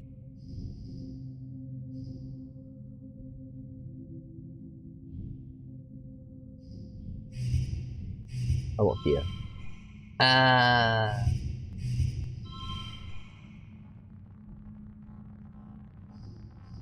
Okay, I think this is for the best.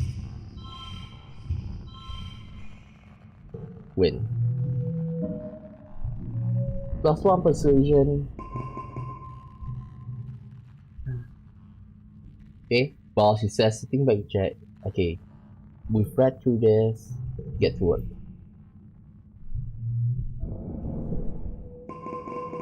One more for engineering. We decided that...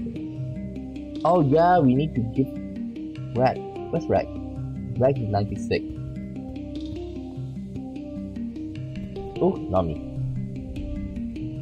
You're in a corner through the you're walking through the colony gardens when you turn a corner and almost run into Nami and Rex standing together under a menacing ball of pink flowering trees. Nami looks flustered and anxious while Rex's expression is patient. Listen in on them. You duck behind the trellis just in time to see Nami thrust a crumpled envelope. Ah, the confession scene. Sobbing slightly, Rex smiles gently as he opens the envelope and reads the letter. You watch his expression go from patience to surprise before settling on affectionate. Nami, he says, voice warm. This is so sweet. I didn't know you felt that way about me. Nami twists their hands together anxiously. It doesn't have to be a big deal, okay? I don't really know how I feel exactly. You take a deep breath. I just know that I really like you. You make me feel confused and scared sometimes, but in a good way. Rex cups Nomi's face in his hand. Nomi, you never have to force yourself to do or feel anything that makes you feel uncomfortable. Not for me, not for anyone. You know you and me are forever, right?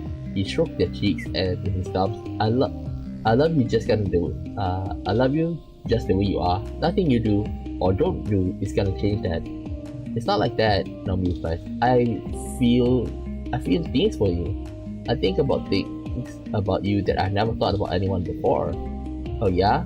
Rex says a bit of his usual teasing humor coloring his tone. Like what, Nomi? Nomi gets flustered again and looks away, like, they whisper. I mean kissing. Rex barks out a friendly laugh. Kissing, Nomi, you dirty bird? Well, I've never. He teases and Nomi laughs and gives him a little push. We can kiss. Rex continues poking Nomi by both hands and smoothing out their trembling fingers. We can kiss whenever you want. I'd love to kiss you. Nomi looks at a loss. What? You want to kiss me?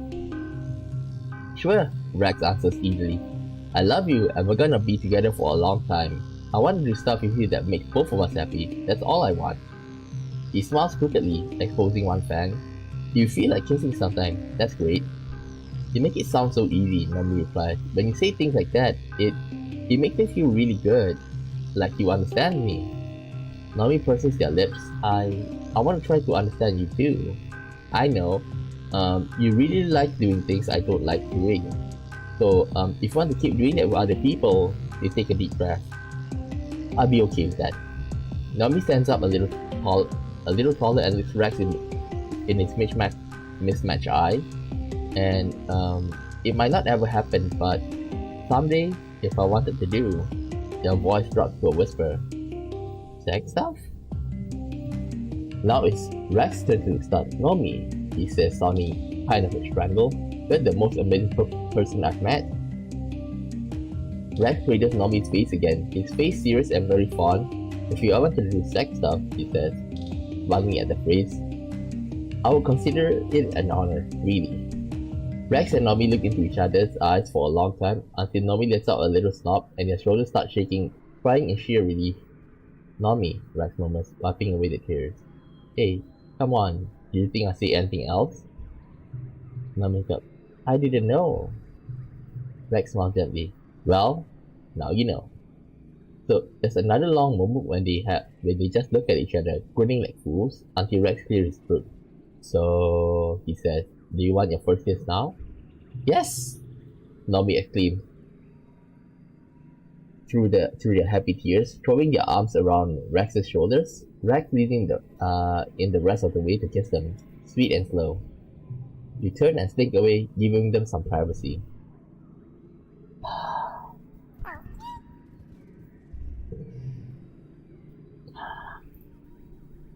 Jane Rex.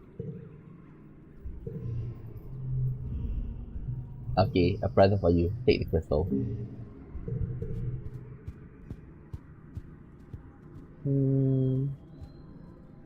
How much is Rex again? 96. Nah, we don't need to give him any more gifts. But Tangent may. Let's give her some stuff.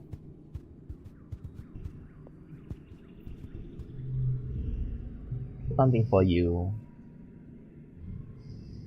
Crystal?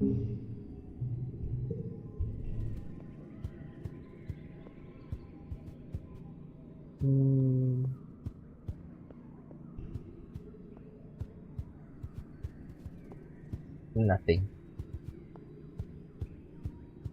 Okay, time to go to command.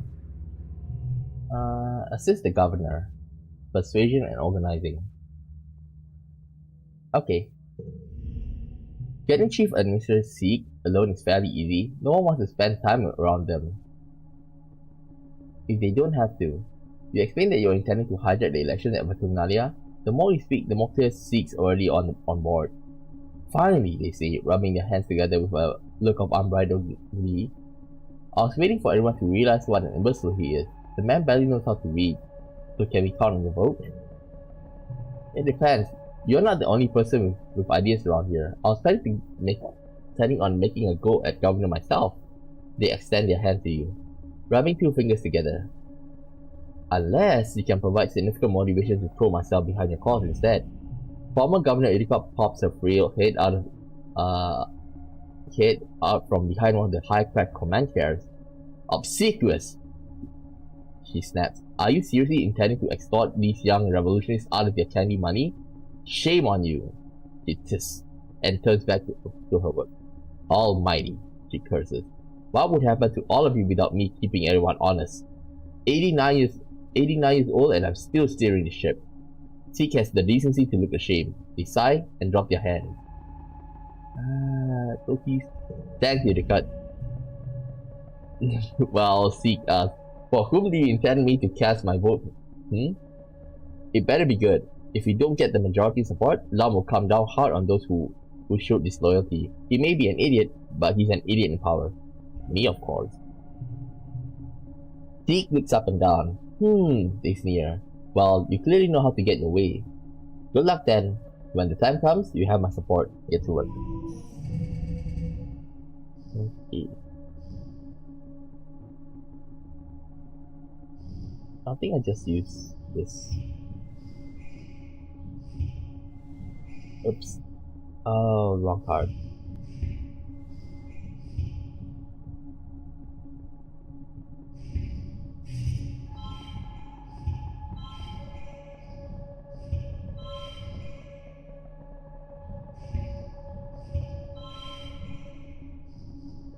Okay. Push through? Yeah, I think push through. Victorious. Persuasion, organizing. Done.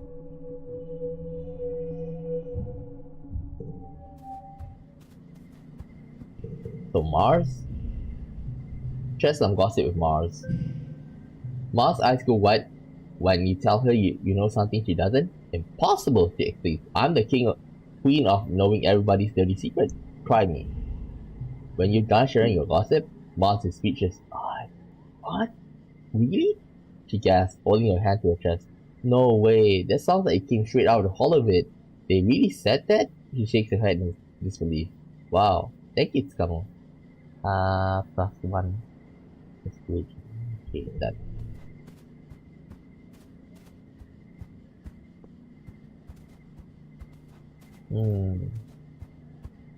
I really want to rest, but I can rest later. Let's see, who else? Okay, name this. Does this interest you? Let's give him something. Ooh, maxed out. We can't find this outside the walls, even though the duty was there. So this one here, we went to yesterday. I'll do it. I don't want to die. Do you think I want to die? This ask picking up at you. Because I don't. It's not like I'm throwing it there outside. It's not something I let control me. I promise. Thank you, Tsukamo. Thank you, it's beautiful. Done. Okay. So Nam and Tangent. Where's Nam? There she is. Ooh, this is her birthday cake.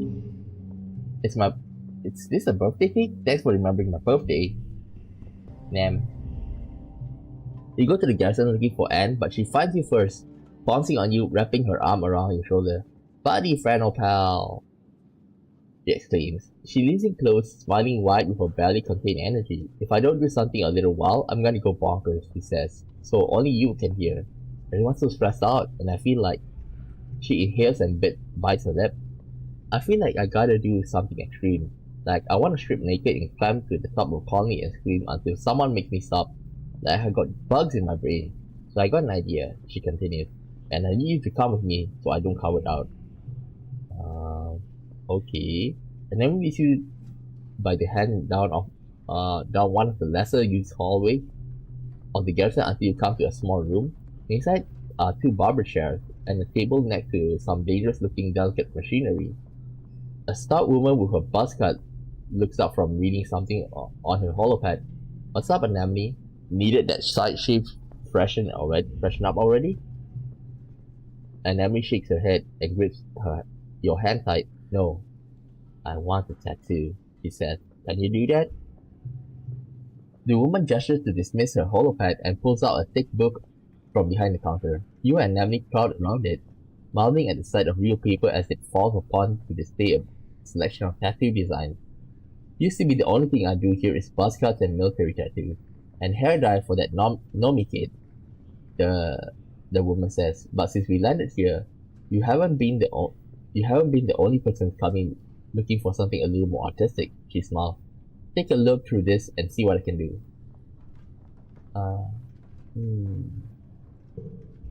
You and Nami flip through the pages reverently. I was thinking, she says quietly, running her fingers over a circlet of thorns. I want something to remind me that Vatuna is my home, and everyone here is my people, and to remind me why I fight. She shoots you a smile, uncharacteristically shy. I want something to link me to you, he says, looking away as her cheeks turn red. Out of everyone here, you're the person who means most to me. Her eyes go wide. Now wait, we should get a matching tattoo, she exclaims. Come on, what do you think? Of course! Hell yeah! Anemone says, pumping her fist. What should we get? The first one is like, it's too mean, each other's name.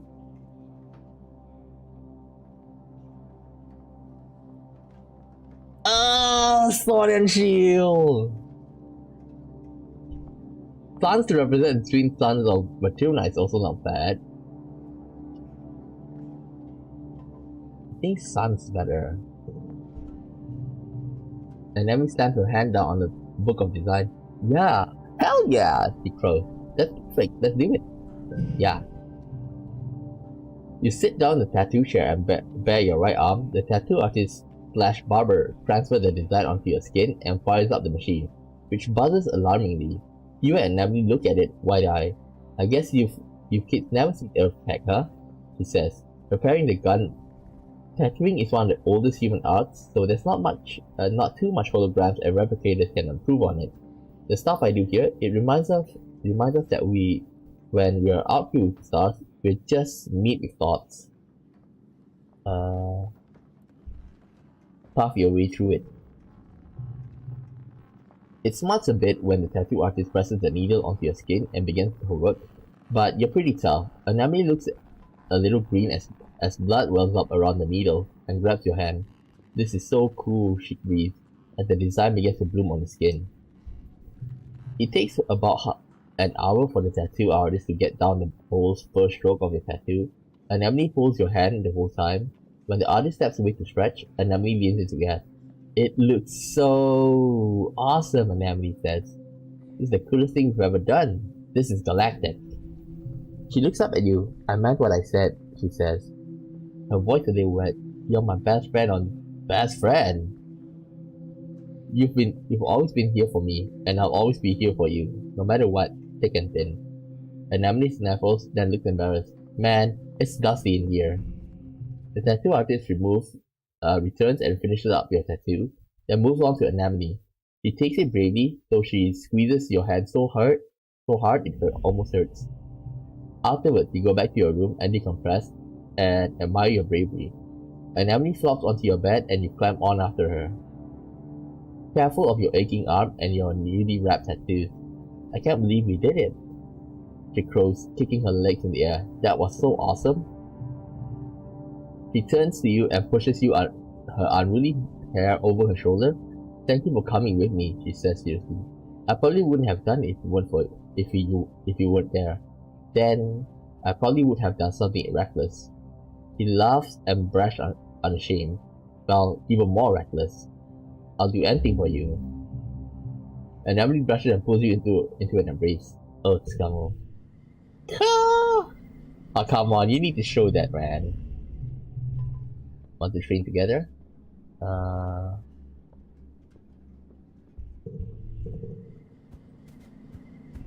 Ooh, Nami. Okay, this one here. We've done this. Follow it. I do. How can I possibly defeat the alien? How do I do that? Go to school. Run outside. I know who you are, Molna. We don't have to fight. There must be another way to make peace. Marriage. Yes. If you messy, then yes. I can tell how hard you work on it. Done. Okay. I can look for engineering, you know. Give me a second. I think this. Engineering and reasoning. Great idea. Okay, this one is where they're gonna get into trouble with the wires. 2, 4. Okay. 7. Wait. Next. Timey-wimey wormhole.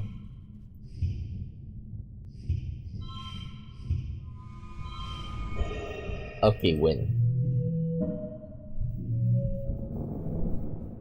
Only engineering? What happened to reasoning? Fixing the array.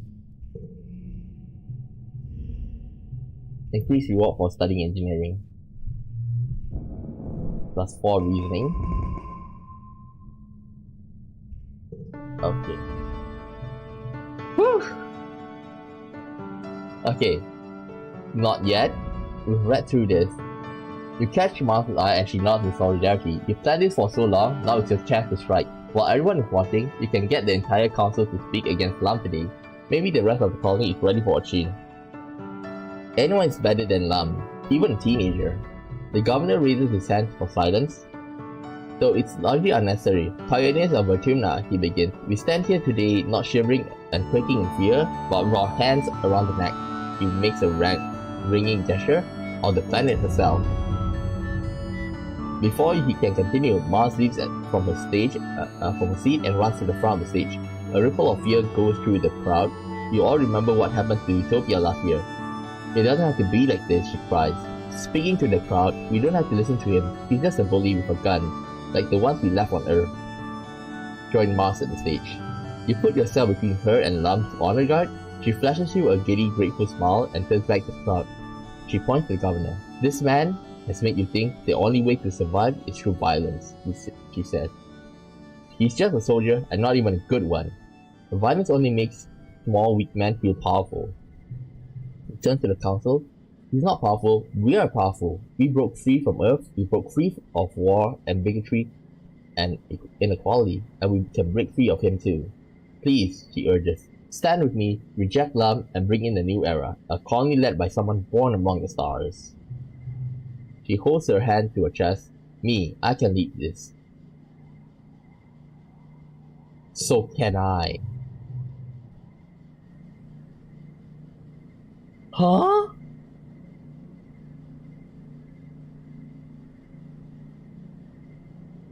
Ah! Damn. Okay. Damn. Brain trainer. We need 100 persuasion. Damn it. But it's a good thing. It's a good thing. We're at 99, so we just need another one. Okay. Assist the governor. So most people have made great effort to find common ground. Unrest between Strato and Helio faction is common. The colony was founded with peaceful egalitarian goals, and the soldiers and scientists of the Helio Force represent everything your parents and Maturna group were trying to escape on Earth. This fundamental culture shock can be difficult to navigate, even for those with cooperation in their heart. Then, there are those who do not wish to cooperate. Instance barges into the command while you're on shift, not waiting for an audience before she starts barking at Lum. Governor Lum, she snapped, tell your soldiers they are not and will never be welcome in my land. Lum blinks. Soldiers, he says. Do you mean the researchers? At instance, Thirst nod. Lum smiles and put his feet up on the command console. We brought Earth's finest scientists with us. Instance, he says condescendingly. Experts in their field, every one of them. I thought you'd be grateful for the help. As assistants, Instance snapped. Not as labheads. You can't just come in here and instate. I can actually, Lum says, spreading his hands innocently like it's not his problem. Look at this face, Instant. Your weird hippie experiment failed. If it weren't for us, you'd be burying each other right now. Everyone has to work together. Just then, the aforementioned researchers catch up to Instance and all start talking over each other, demanding that the governor order Instance to stop treating them like interns and start promoting Helios to lead positions. Instance starts yelling back, and command becomes a chaos of scientists screaming and waving their arms in consternation at each other. Side of Instance. Instance is right to protect the colony from presumptuous eggheads with Earth's poisonous ideas in their head. If the researchers want help, they can do as they're told. You add your voice to the din, so probably only Lum hears you. He frowns.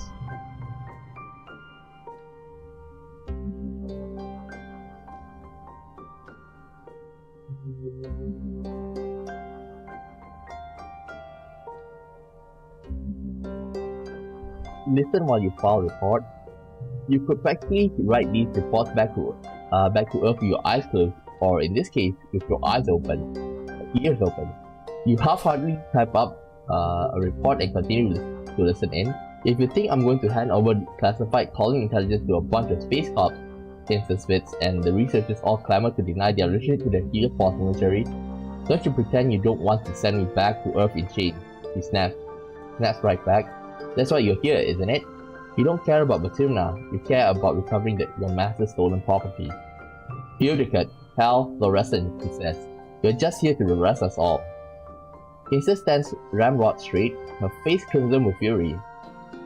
Well, you're not gonna get me, and you're not going to get my work either. Lum steps in finally. Now, Instance, he says, you're right. We were sent here to bring you to justice, but now we're one colony. Neither ship is leaving Maturna again. I sent a message telling them that the colony was a failure, and justice had been served. No one's coming for you.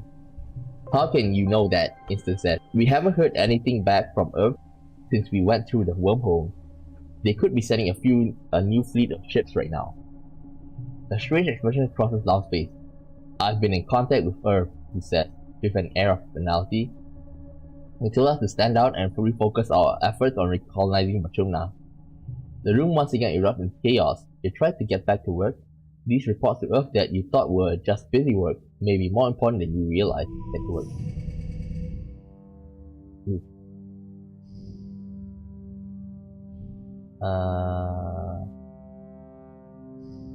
Reroll. Okay. Value is while. Good. 51.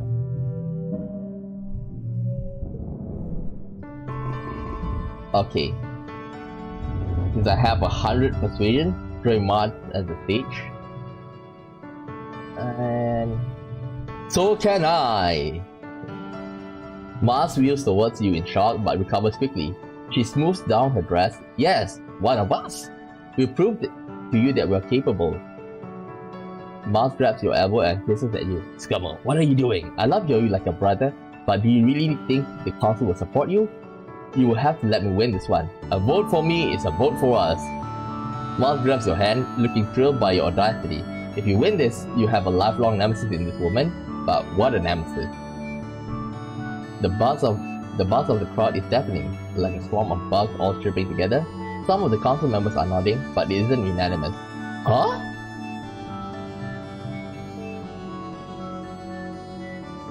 This is bullshit, Lum laughs. Two children saying they can lead the colony? What's your first order of business? Taco Tuesday? Soy sweet for dinner? He waves his hand dismissively. Have your stupid vote, he sneers. We'll let the council decide. Out of the corner of your eye, you can see the guards with their weapon lowered, just waiting. Some of them look as interested in the charge in leadership as you are. If you have the council behind you, even long supporters in the military could fall in line. You might just win. Let the council vote. The council stands to deliberate among themselves, and one person and one other person too. You look at. The former governor unsteady on her feet. She looks at you and Mark, then nods. You see her exchanging words with the council. The council deliberates. You and Mars clasp hands and tensely wait their decision. The council shuffles off to the side and deliberates. To your relief, they come to a decision quickly. They must all be unanimous, or the centrist or the colony won't rise against Lum. After a minute, Instance looks up from the group and shouts, "Someone get that man off the stage." Lum starts to laugh, but stops to realize when he realizes that his own honor guard is coming up onto the stage to cut him away. "Wait," he says, as his arms are held behind his back and he's taken off stage. "You can't do this. I'm the governor. I'm the leader of this godforsaken colony." You search the crowd for any hint of dissent. The soldiers are uneasy, but everyone else looks tired and relieved. You can't believe that all it took was a few kids to point out the obvious. The council returns to their position, and Instance remains standing. "We decided to reward these young patriots for their bravery for accepting their bid for leadership," she says to the crowd. "On a trial basis." She gives you a meaningful look. "You're pleased to recognize our new governor, me." Instance turns to you, scum. Mars stands beside you, frozen in surprise as the colony cheers your name, then gives you a big hug. "I'm going to destroy you," she says. "Matter of fact, you better be prepared to fight because I'm coming for you." When she pulls away, you're surprised to see that she's smiling. A genuine smile, like she can't wait to make you work for it. She offers you her hand. "I'll be here to keep you honest, Governor." Zeke shuffles forwards and directs you to place your hand on the chest and repeat after them. Perform the swearing-in ceremony. You swear on your honor to act in the best interest of the colony to uphold the tenets of the Batuna Group, peace, understanding, and harmony with the planet and each other, and not just yourself, but for generations to come after you. It's official. It's official now. Lum is old news. You won. The two factions of the colony regard each other carefully. On one side, those who went along with Lum out of fear, either of him, or of the tuna, are cautious, unsure of what to do now that their leader is deposed. On the other, a peaceful faction that can't quite believe their nightmare is over. Mars sees this and directs the Lum military band to start playing something festive. "I know you've been through a lot, but we've been through worse. Tonight, let's just enjoy being together. Let's eat, dance, and celebrate." After the politicking is over, the crowd adjourns to the feast table and eventually the dance floor. The sun sets on the long day, the heat breaks, and the party continues well into the night. After the festives, you give everyone 2 whole weeks off for much needed rest. The council suggests you spend time meeting with every colonist individually, and it helps to endear you to the people who are still hesitant about having teenagers as a governor. Next month. Let's chat. Hugs incoming. Rex. A bit more. Okay, if I have a lot, I'll just keep doing. Okay, maxed out. You swing by Rex's lounge for some much needed rest and relaxation with your friends. Rex is there as he usually is these days, singing drinks and conversation behind the bar. Scammer, he exclaims, when he sees you, gesturing you to a seat at the table. I was just talking about you. You take a seat, and Rex pulls a few bottles down from the wall. Now that you're here, I get to unveil a new drink. It's named after you. Oh, I name it after you. He pours various liquids into a shaker, and a few minutes later, pours you a light blue drink that almost glows white in the bar's light. You take a sip, and then another, and then another. As you begin to appreciate its full flavor, it's a sophisticated drink worth a few passes. It seems to change in body the more you drink it, developing new flavors over time. Rex leans his elbow on the bar. It's good, right? It's for sipping, you know. When you're here, reading reports or something. It's called Scamu's Mind and Body Tonic. I'm honored. Oh, it's nothing, Rex says, as he washes the shaker. I've been thinking about it for a while. You're one of my best friends. I'm honestly just like so happy. I met you and we became friends. Naomi, who's sitting beside you at the bar nursing their own drink, it has an umbrella and a potato skewer and little poppy candies. Clears her throat and Rex laugh. I said one of my best friends. Jeez, can a guy have two best friends? Rex jumps at the bar and swings his leg over. Why don't you stay a while, Scammo? You've been working so hard. Let me help you relax. What do you want? Board game! Rex goes over to the game closet and stands there thoughtfully. What about this one? He says, pulling out a box. I don't think you played it before. You settle down together to play the game. Mars joins you. Oh, this one? He says, I played it before. It's a game from Earth about, like, owning property and making people pay rent for staying there. And eventually making them so poor, they can't keep playing and then you win. Monopoly. Rex looked at the box dubiously. What's rent? He said. He asked, and Mars shrugged. They set up the game under Mars' guidance and played a few rounds. After a while, it's clear that Mars is the only one with any sort of killer instinct. You and Rex just let the others stay on for free on your property. After a while, Mars complains that you are not playing the game right and she leaves in a huff. Karaoke? Great idea, Rex cheers and lead you to over the karaoke machine. Nomi and Mars join you as soon as they realize what's going on. Those who can never resist a chance to show off. You sing a song with each of them, then go for your show-stopping solo. My heart flies over the rusting ridges. Always a crowd pleaser. That one. Rex holds up his slider while Nomi and Mars fake big theatrical stops. It's a total blast. Dance. Great idea, he says, and leads you to the dance floor.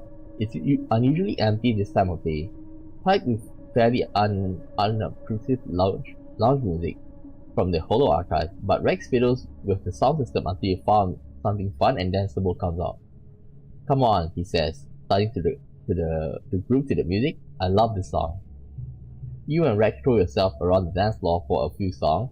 It doesn't matter if it's in the middle of the day, or that you are the only ones dancing, or that you can feel other people watching with amusement.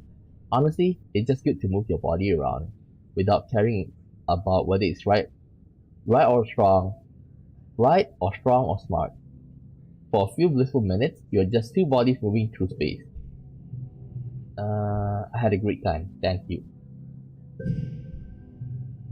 I'm glad, Rex says, and wraps you in a big hug. I'm serious, like you're the best part of this whole colony. I don't know why you picked me, but I'm happy you did. He walks you to the door of the bar and waves you to depart. Okay.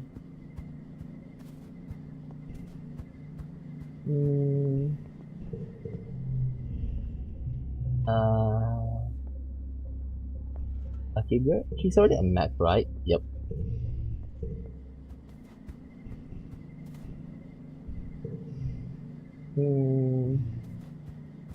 Let's see if there's anything different. We need to go out during glow, okay? So on the last month of wet season, we're gonna rest, okay? Anything? Nope. Okay. Then we'll go for engineering.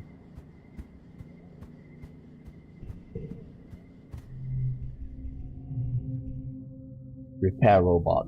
On second thought, study engineering. Great idea. We went through this just now. Help them fix the power array.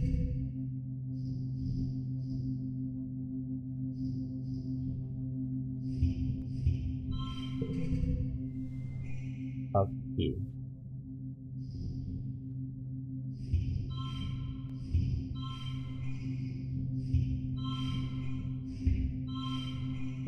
Done. Last 8. Is there any gems? No.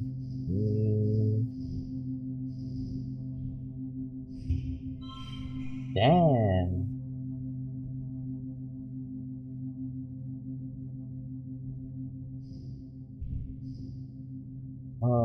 What should I do?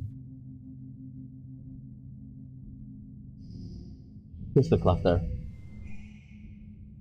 Nothing. Okay, we'll do something else first.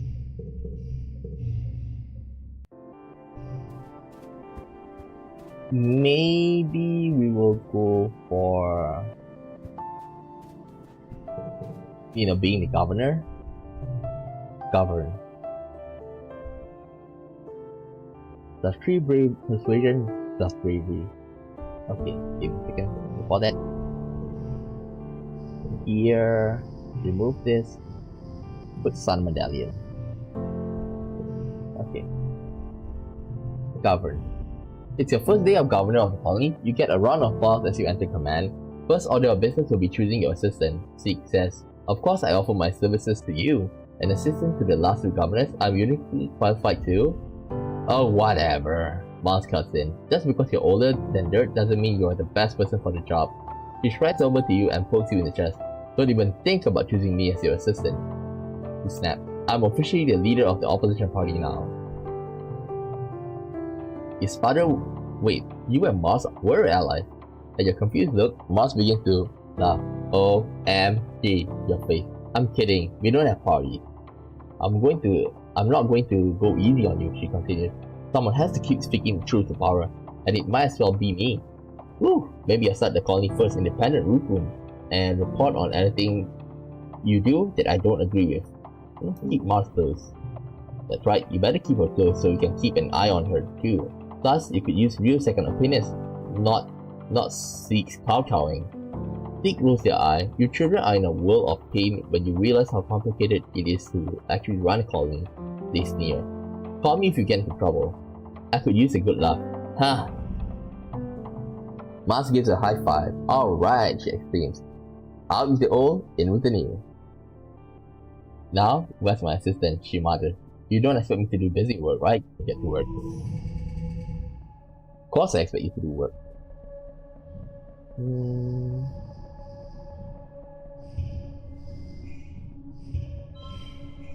Double.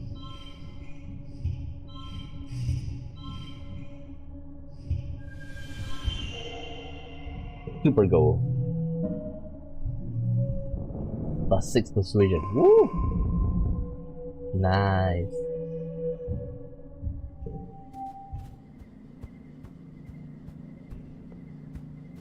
Okay, we'll get another.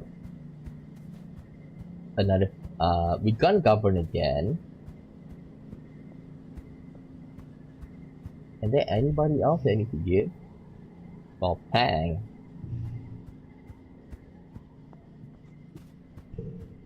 Pang. How's the research going?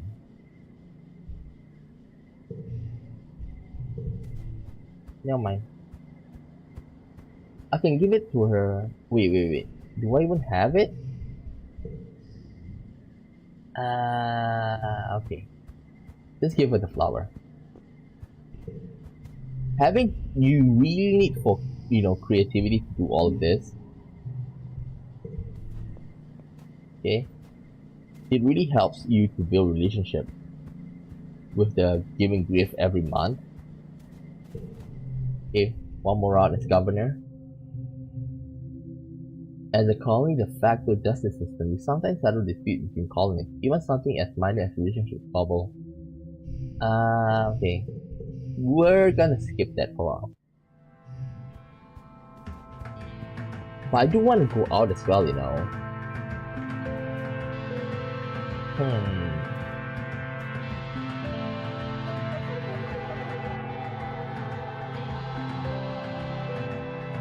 Hmm. Biology.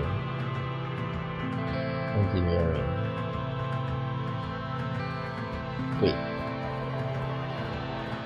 Let's go to the lab for a while.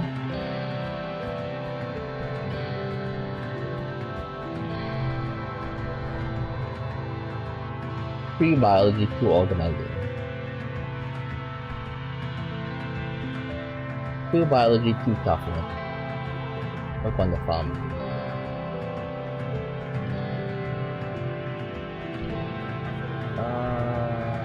Get to work. All cards become wild. 8.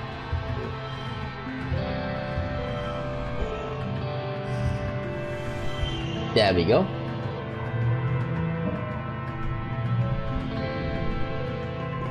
Biology. Next month. If only we have engineering and biology.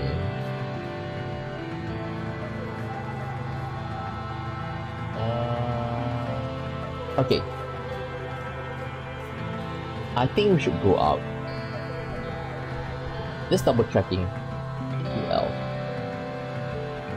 The reason why I want to go out, it's because I'm hoping to meet Sim, and so that Sim will be talking about I'm the new governor. Maybe, he's interested in that.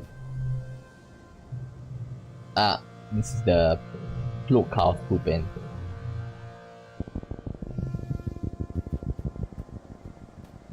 Nothing.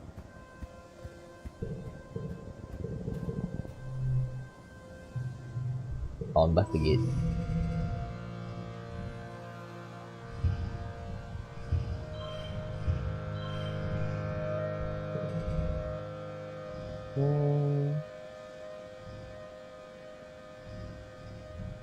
Five. Here. Huh? Card become 3. Okay. Let's do it.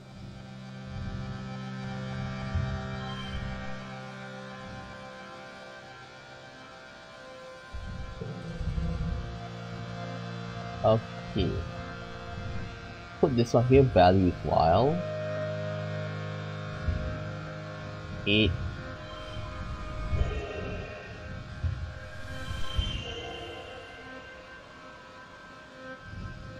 Wait. Okay, this is better.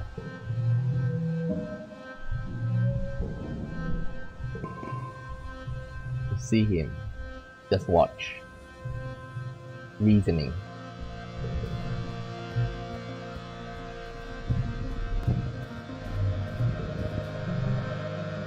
Poor little guy. We can skip this. There's nothing good about that.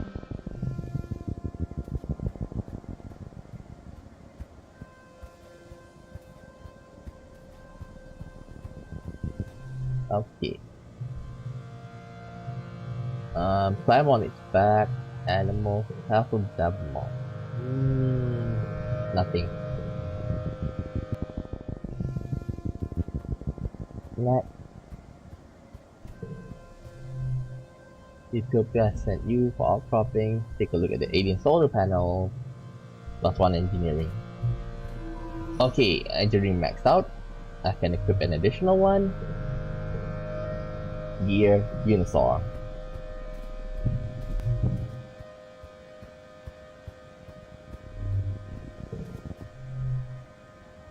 Hope they aren't laying eggs.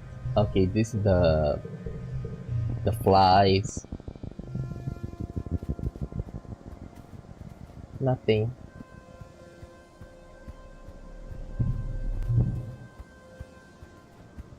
Hopefully we get biology, you know. Radiation warning. Interact the radiation.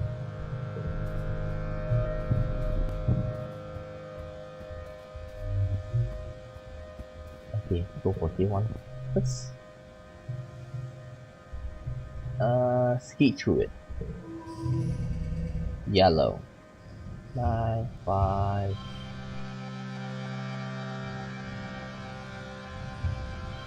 Okay.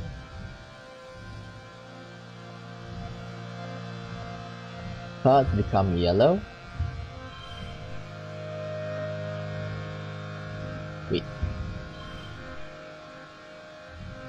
Okay, it's still gonna be yellow. Ball, let's go here.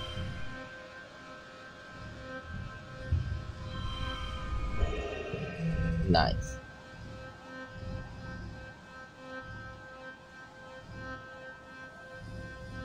Cards become yellow.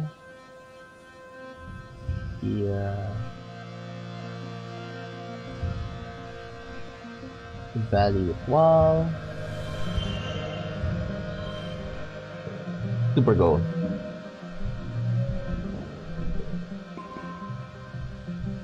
Enjoy yourself. Ooh, bravery max. Draw an extra card. Same nods as you approach.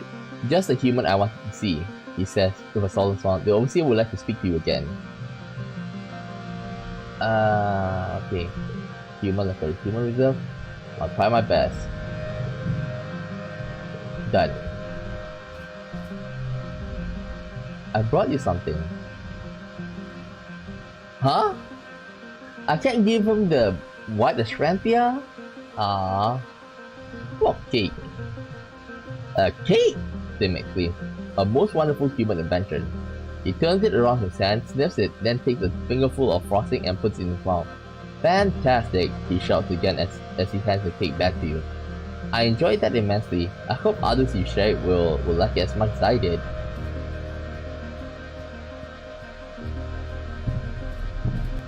Okay. Let's talk to her.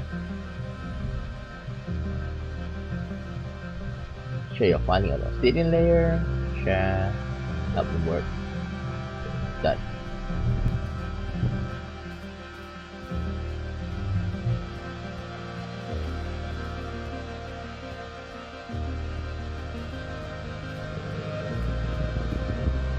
Okay. Nothing's falling. Find another way around. You can skip it because like we already have max bravery. Stay for a while. Done.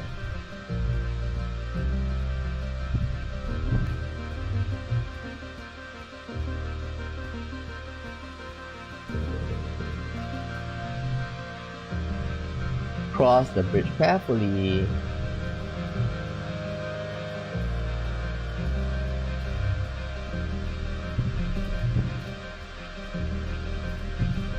Take it. This. Take some reading. What's this? Find the source. Done. Grab it.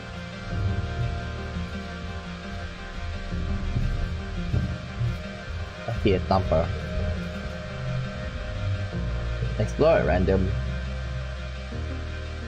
You bet if then you find the orrery. Beautiful room under one of the smaller pyramids. The light from your hollow palm glimmers off the crystal in rainbow colors, dotting the walls and ceiling with familiar constellations. There's one huge crystal plate embedded in the wall, engraved with deep glyphs, convergent domain writing. You guess some kind of map? In the center, clearly a representation of the wormhole. Lines extend from the wormhole to other points on the map, and many more glyphs you can't read. The crystal is cut up into shards like it could move around, but it's still dark and probably has been for thousands of years. You run your hands around the panel, looking for a way to turn it on. Your hands encounter a slot. Upon further inspection, it seems to match one of the artifacts you picked up in the surveying. You slot in a glowing pick device into the slot. The crystal panes on the wall come to life. The glyphs on them glowing, they start to move in unnervingly organically, like melting into water and sliding over the surface, rearranging itself. It's not just writing, the very surface of the panel raises and lowers like rails. The glyphs pulse and glow the same swirly purple-pink as a glowing device, which you realize it must be a power source, a convergent domain battery. Just like an orrery for the wormhole, this must be one of the best preserved bits of the convergent domain technology you found yet, and an excellent sample of their writing. It's wild to think that gardeners are just another piece of old tech, just like this place.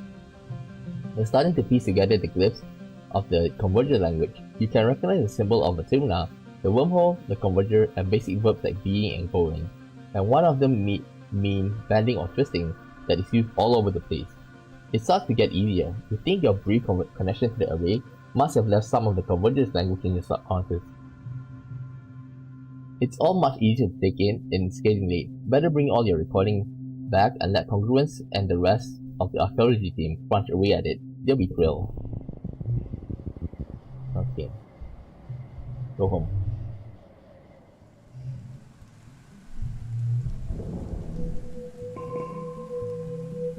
Early what?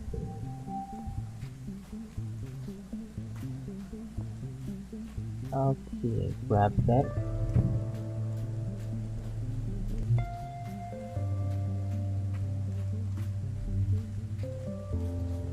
Ooh. Tang is working in the lab. As usual. What unusual though is the smile. Oh, okay, this one said, I'll be honored. For as long, it's not so bad out there. Yes, I am. What's wrong? Do you want a hug? Yes, he says finally. I do actually. I know you know how. You don't have to be alone tonight. Oh, an interesting proposition, Tang replies. What precisely do you mean? We could keep each other company. I like that, thank you, he said, defeated. There's a photo of Tang and Innocent posed awkwardly together, as if they are working on something and told to take a break and smile for the camera. Ah, Tang. Okay, who else? I think everybody, right? Yep, everybody Max except Face. Who cares about him? Let's study life sciences. Gene tech. It's okay to have secrets, Tang. Whoa, that's so cool. Okay, this one's probably that she's mentioning about her.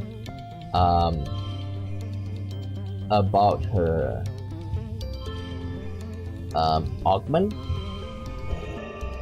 Super win. Super goal. I look evil here.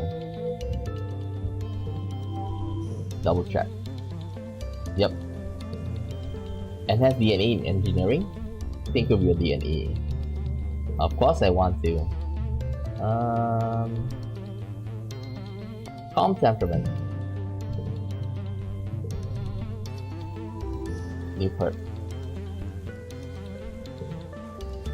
Autoplay fairy. Okay, now we have to rest.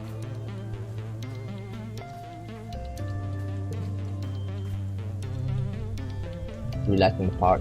We are doing easy circuits on the flat land just outside the colony with Clever Girl, getting her more used to being under control while you're riding. She's come a long way since your first captured her, so she clearly seems clearly a wild animal. On one of your laps past the gate, you notice Nomi watching you. You slow down and then slowly approach. That's a unicorn, right? They say, linking their hands behind their back. So cool, like a unicorn, but real, like a lizard horse. I guess that's why they call it a unicorn, right? It's kinda, is it soft skin or rough? Is it like warm? Does it let you touch its horn? Are you scared Aren't you scared of riding it? What if you fall and it tramples you with its claws? Want to ride her? Can I? Can I really? The answer to that question is no, but you do try. You get Nami into the saddle and give them a quick overview of how to pull on the reins. Use their feet to guide Clever Girl. They take off together, Nami whooping in excitement as they cling to the reins for dear life. Okay. What about we just let him pet?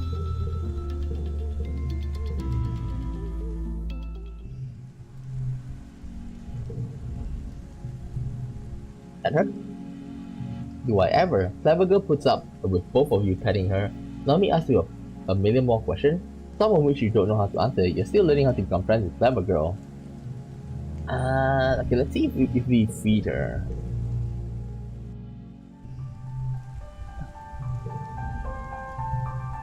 Feed her? Can I? What does she eat? They are a little squeamish when you show them the chunk of meat you brought for Clever Girl, but in typical Nami fashion, their excitement outweighs their squirminess. Well, so powerful they say. Clapping as Clever Girl gobbles down the hunk of meat. Okay. Pet is better.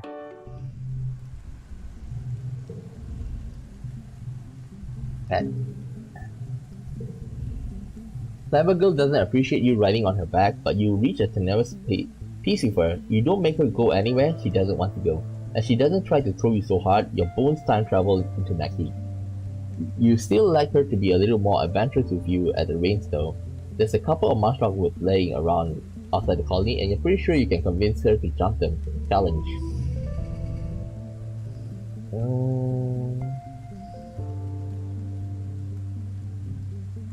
Okay, let's go with red.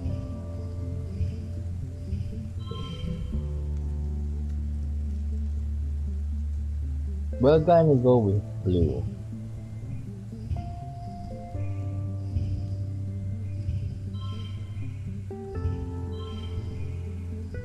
Well. Okay, 24. 8. Value wow. 4. 6.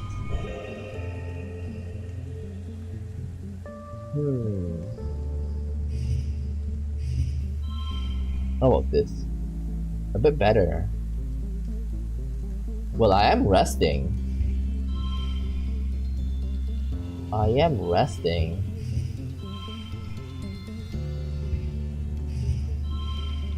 Ah.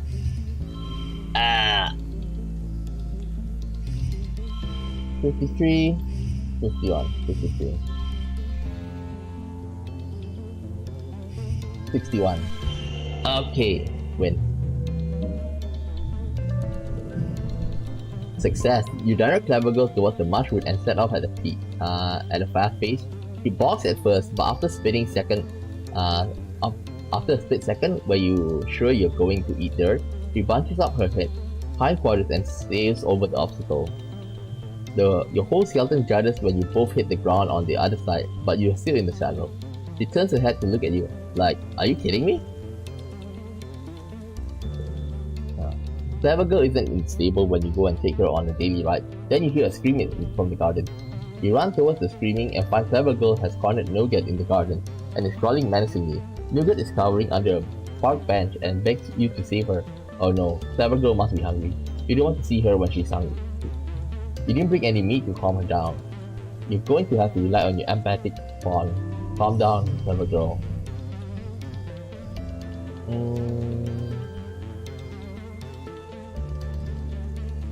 Okay.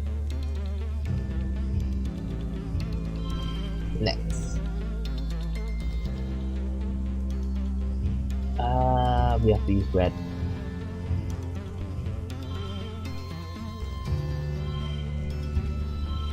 Next. Here, red.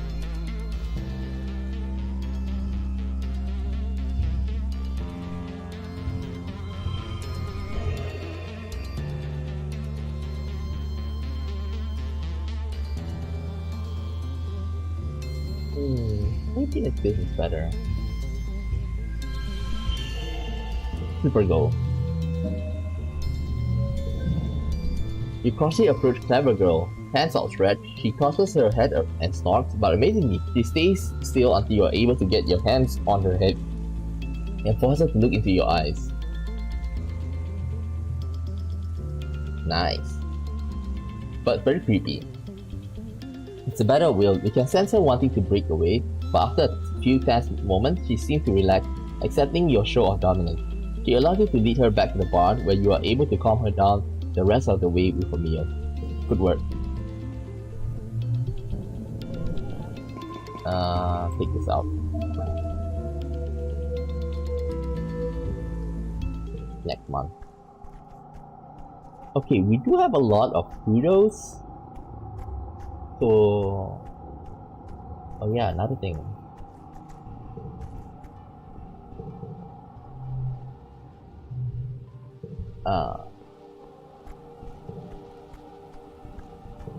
Let's go here and visit the spa.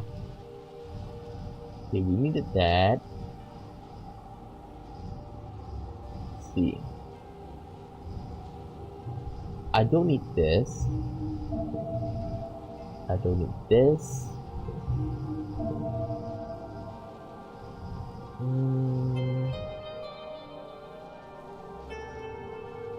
See.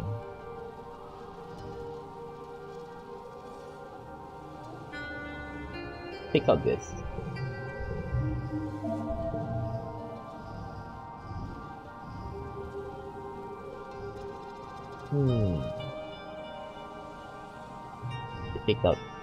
Pick this up. Pick this out. Anything else I don't see? Okay, we camp outside. Delete. +1 to challenges. Delete. Helping the animal. Delete. I think that's good.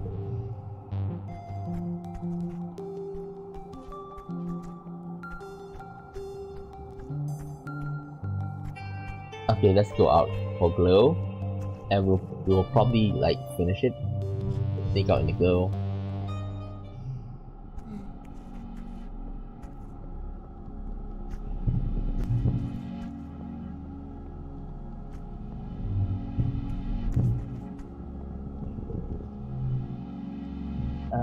Gaze up at the wormhole. Done. Only 5 stress. Next. Take a closer look. Cut your way through. Wait. This side. Grab them. Grab them.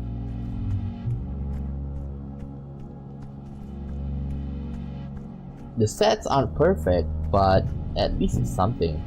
So Sim. Hello again, Sugar, but you're not getting through. What are the faces I saw? Ah, Sim says with a gentle smile. Constellation, you seen her? That's very lucky, you know. Don't ask me how she does it, but she managed to sneak around the woods like a ghost. The faces weren't exactly designed with subtlety in mind. With subtlety in mind? He lets out a amused puff of laughter, but he's something else now. Don't worry, you'll only see her around glow. He doesn't like the sunlight, and unless you breathe in her spores, she's harmless. You fix him with an incredulous look, and he shrugged it. He was quite upset when she broke away from the hole and went to see it. He replies, but as you humans say, life finds a way. Sim stops walking and smiles politely. Well, that's it for now. The trees have ears, you know.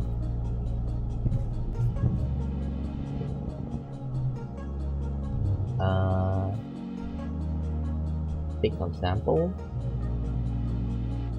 Biology. Let's see. How about we take out some photographs?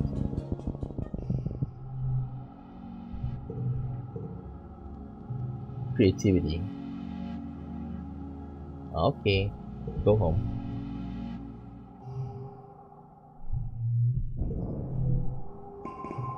Okay, this one here we're gonna skip. There's even more. However, the terms are simple. Humanity will cease reproduction, cease expansion, and in return we will be allowed to live out your remaining lifespan within the bounds of your wall. Do you accept? You step forward. The Overseer did not mention that the slow extinction of humanity was part of the deal. The other colonists would never accept something as drastic as forced sterilization, like their pets, living like pets or curiosity in the zoo, dwindling into oblivion behind the walls. You couldn't even ask them to make that choice, which leaves you with two.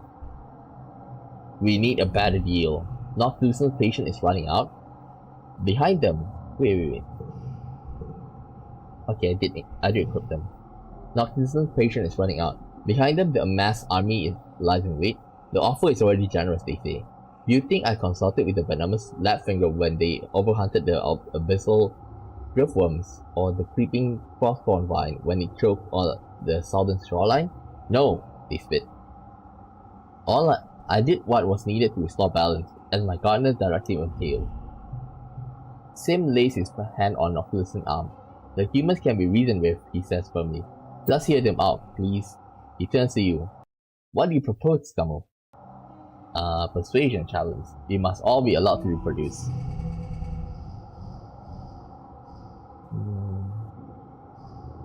We'll leave this for last.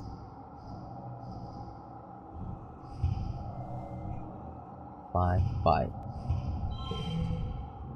Okay. 8. Let's see. The other way around. There we go. 51.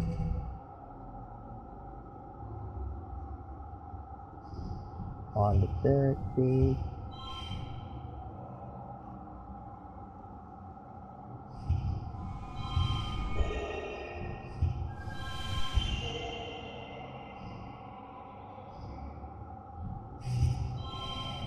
$75. We turn this to yellow. Much better.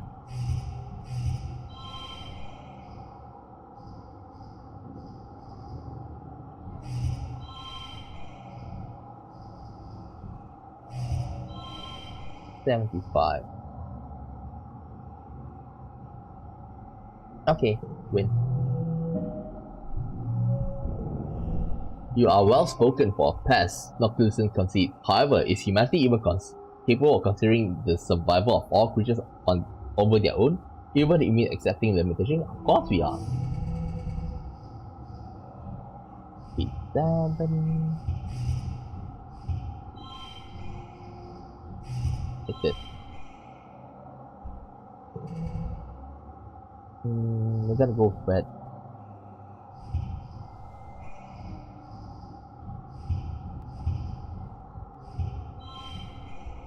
Next round. Anemone's loyalty. 8. 4. I wonder if I get what happens if I get super gold.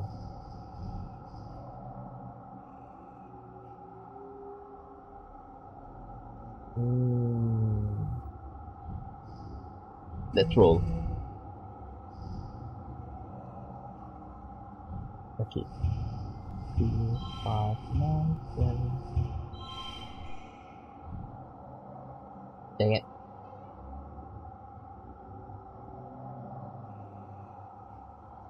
It's good, but not good enough. Roll. I want another value as well, okay? But then maybe this will work. Maybe this will work.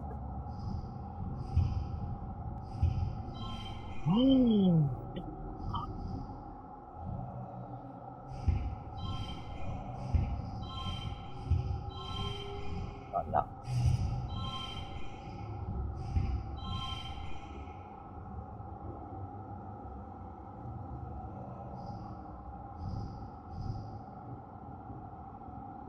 Okay, let's boost it a little bit.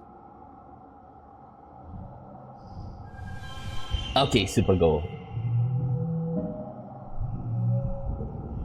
You argue the success of Maturina project in leaving Earth shows that you've learned from your mistakes. Maybe humanity as a whole wasn't able to change trajectory back on Earth, but the colony self-selected those who could. Noctis listened to all of this, looking a little more convinced. Have you learned anything from living here? No. They asked. Can you even coexist with the planet's native wildlife? Animals challenge. Hard. Card becomes red. Okay. Yeah. Oh. Next.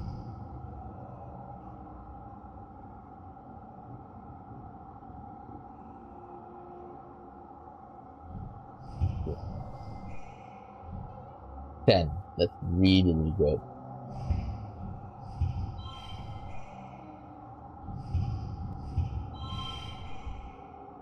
Next round.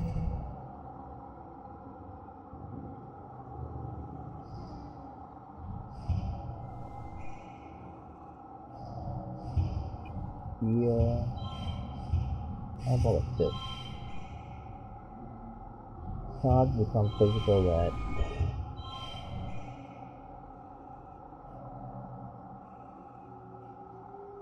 Wait.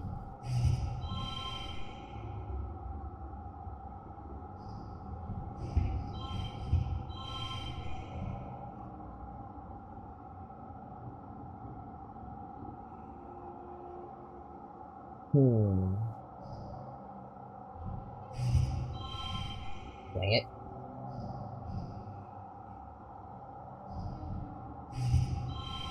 Want to get a super goal.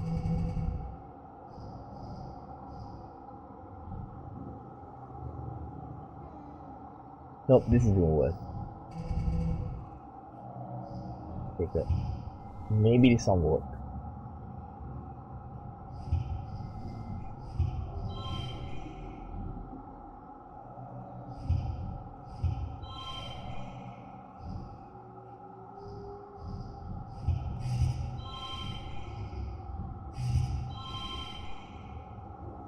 This one was better.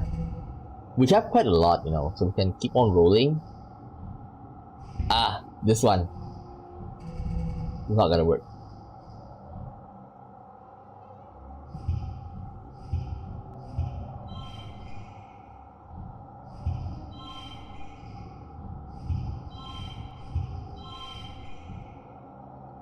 Seven, that's even worse. 8, 7.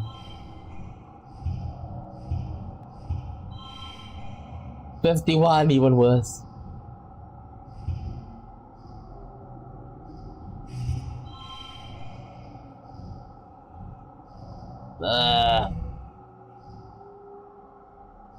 Cards become physical red. 8, 8. Wild.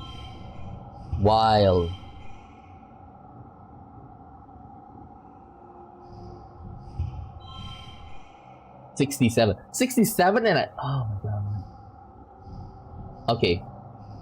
Let's keep on feeding him. Feed.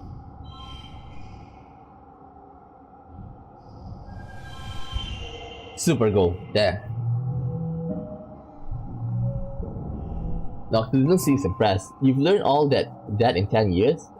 It seems you aren't completely ignorant. Very well, they say, motioning for the army to stand down. You have argued your case, and you can show you can adapt to your surroundings. And the new terms are? The Overseer has agreed to grant humans reproductive autonomy and limited expansion within your ecological niche, Noctis offers. Additionally, the gardeners will ensure the continued health of this valley, fertile soil, clean water, and favorable animal migration pattern, and so on. Behind you, colonists are beginning to carefully come forward to listen, murmuring in wonder. To be clear, Noctis continues, there will be no hunting, clearing, mining, or expanding beyond the valley. Humanity must live in harmony with nature, rather than attempt to control it, Noctis adds. You will come to understand that you do not stand above the needs of the planet. Your mom comes up beside you and puts her hand on your shoulder. It's what we've wanted this whole time, she says in disbelief. When we left Earth, this is everything we dreamed we could be. But the Keegers arrived on a military mission, carrying their burdens from Earth, and may resent any deal with the gardeners. The decision may not be popular, but it will give humanity a great chance at peace. True peace, We agree to your terms. The animals surrounding the colony begin to filter back into the trees, disappearing into gloom of late glow wilderness. Your knees buckle, you feel like you could sleep for a week.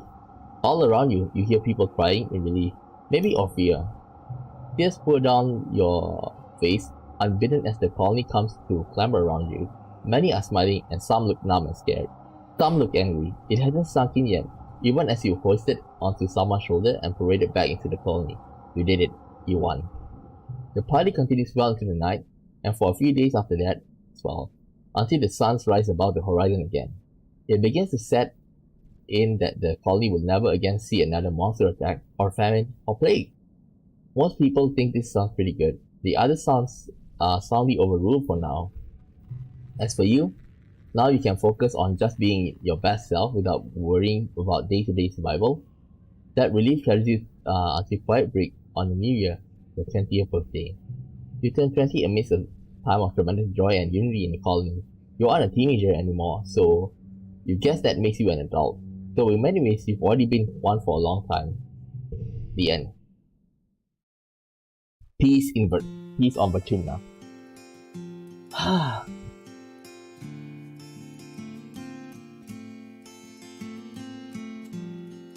Governor!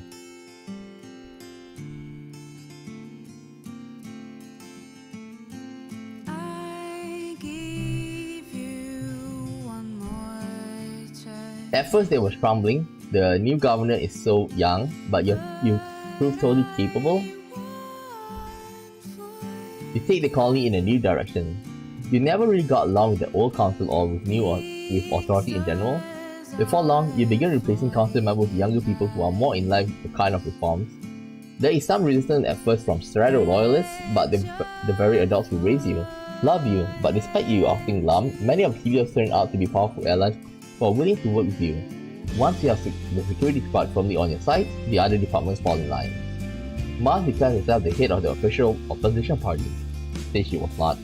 She keeps your heels on for years without success, and eventually retires from politics and takes over Seek's job as chief administrator. As chief administrator, of course, she has even more sway on council, as well as a fair bit of power on their own. She almost a more of a pain in the butt than she was before. The governors approve of your choices as governor, or at least they don't seem to care what you do, so long as the people stay in the valleys surrounding the colony. Under your leadership, expeditions become a conservation department and help the governors maintain ecological stability and clean up a few human-created messes. But what about? After a tumultuous beginning, you and Anemone finally managed to find each other. When you were just barely adult, it seemed like it would last forever. No one's quite sure whether to believe Noctilucent would really cease his attack during Glow, but as the years pass and the colony breathes a collective sigh of relief, the garrison resources eventually get siphoned away into the other departments. Anemone is downsized, becoming a reservist instead of staying on with the much smaller standing army that remains. One of her last acts before she retired is dismantling the wall she helped defend. She goes back to playing sports ball and finding her joy again, running teams for children just like her brother did. Little Nougat grows up idolizing Anemone, just like you both idolize Calm. You're together for a long time, long enough that when you start thinking about having children, Anemone isn't as hardline against it as she was before. She agrees to 2 children, an older girl and a younger boy, so long as she doesn't have to carry them herself. Early motherhood is hard on Anemone, but luckily you both have Auntie Eden to help raise your little ones. As the fog lifts, Anemone latent skills for caring for her younger brothers come right back to the surface. She's the most fun mom in the colony, always ready to play a game of sports ball or give a pep talk about a skin need. You give your son Anemone's blue scale scouring attachment too, but he sports his scars with pride, just like his mom. Anemone lives a long, happy life, becoming something of a cool aunt figure to everyone who passes the sports ball pitch. What about? Your friend Carl grew up, but he never lost his boyish charm. Thanks to the gardeners enticing nearby plants to grow heavy with fruit and nuts for the colony, Carl gets to do what he loves, getting dirty and growing things for fun. He never had to deal with the burden of providing for the colony, as your parents did. The planet provides everything you need. Cal and Tammy formalize their relationship after a few years. This one was glad. Cal becomes an example of other colonists, becoming somewhat of a spiritual leader for those who accept their role under the gardeners. He lives a long and happy life, ages gracefully, and outlives you. What about Tangent? However, after a year on the council, Tangent surprises everyone by stepping down. This is the same. You know what I wish? Like, nobody believes us that we have the ability even like to change the future. Like, I do wish it would be something like Steins Gate, where, you know, where there's a DLC. Okay, if there's a DLC, I wish that we're gonna be faced into like so many dead ends, but at the end, since we build our relationship with Tangent, and then later on, like, oh my god, is it gonna end again like the previous run? And then later on, Tangent becoming like, you're not gonna give up this, like, she lends a helping hand, like the future her, you know, pushes us together. That's what I want to see.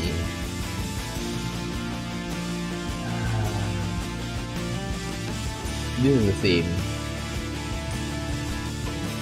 I really want to be, you know, with Tangent. The friend this keeps exploring. This is instrumental in the colony's transition to the Gardeners Authority. Together, the two of you provide an example of fearless submission to the forces of nature.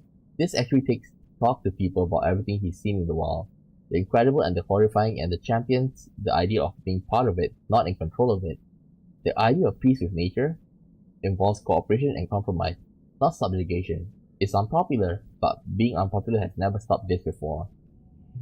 It's almost not a surprise when this admits to you that he is in love with Sim.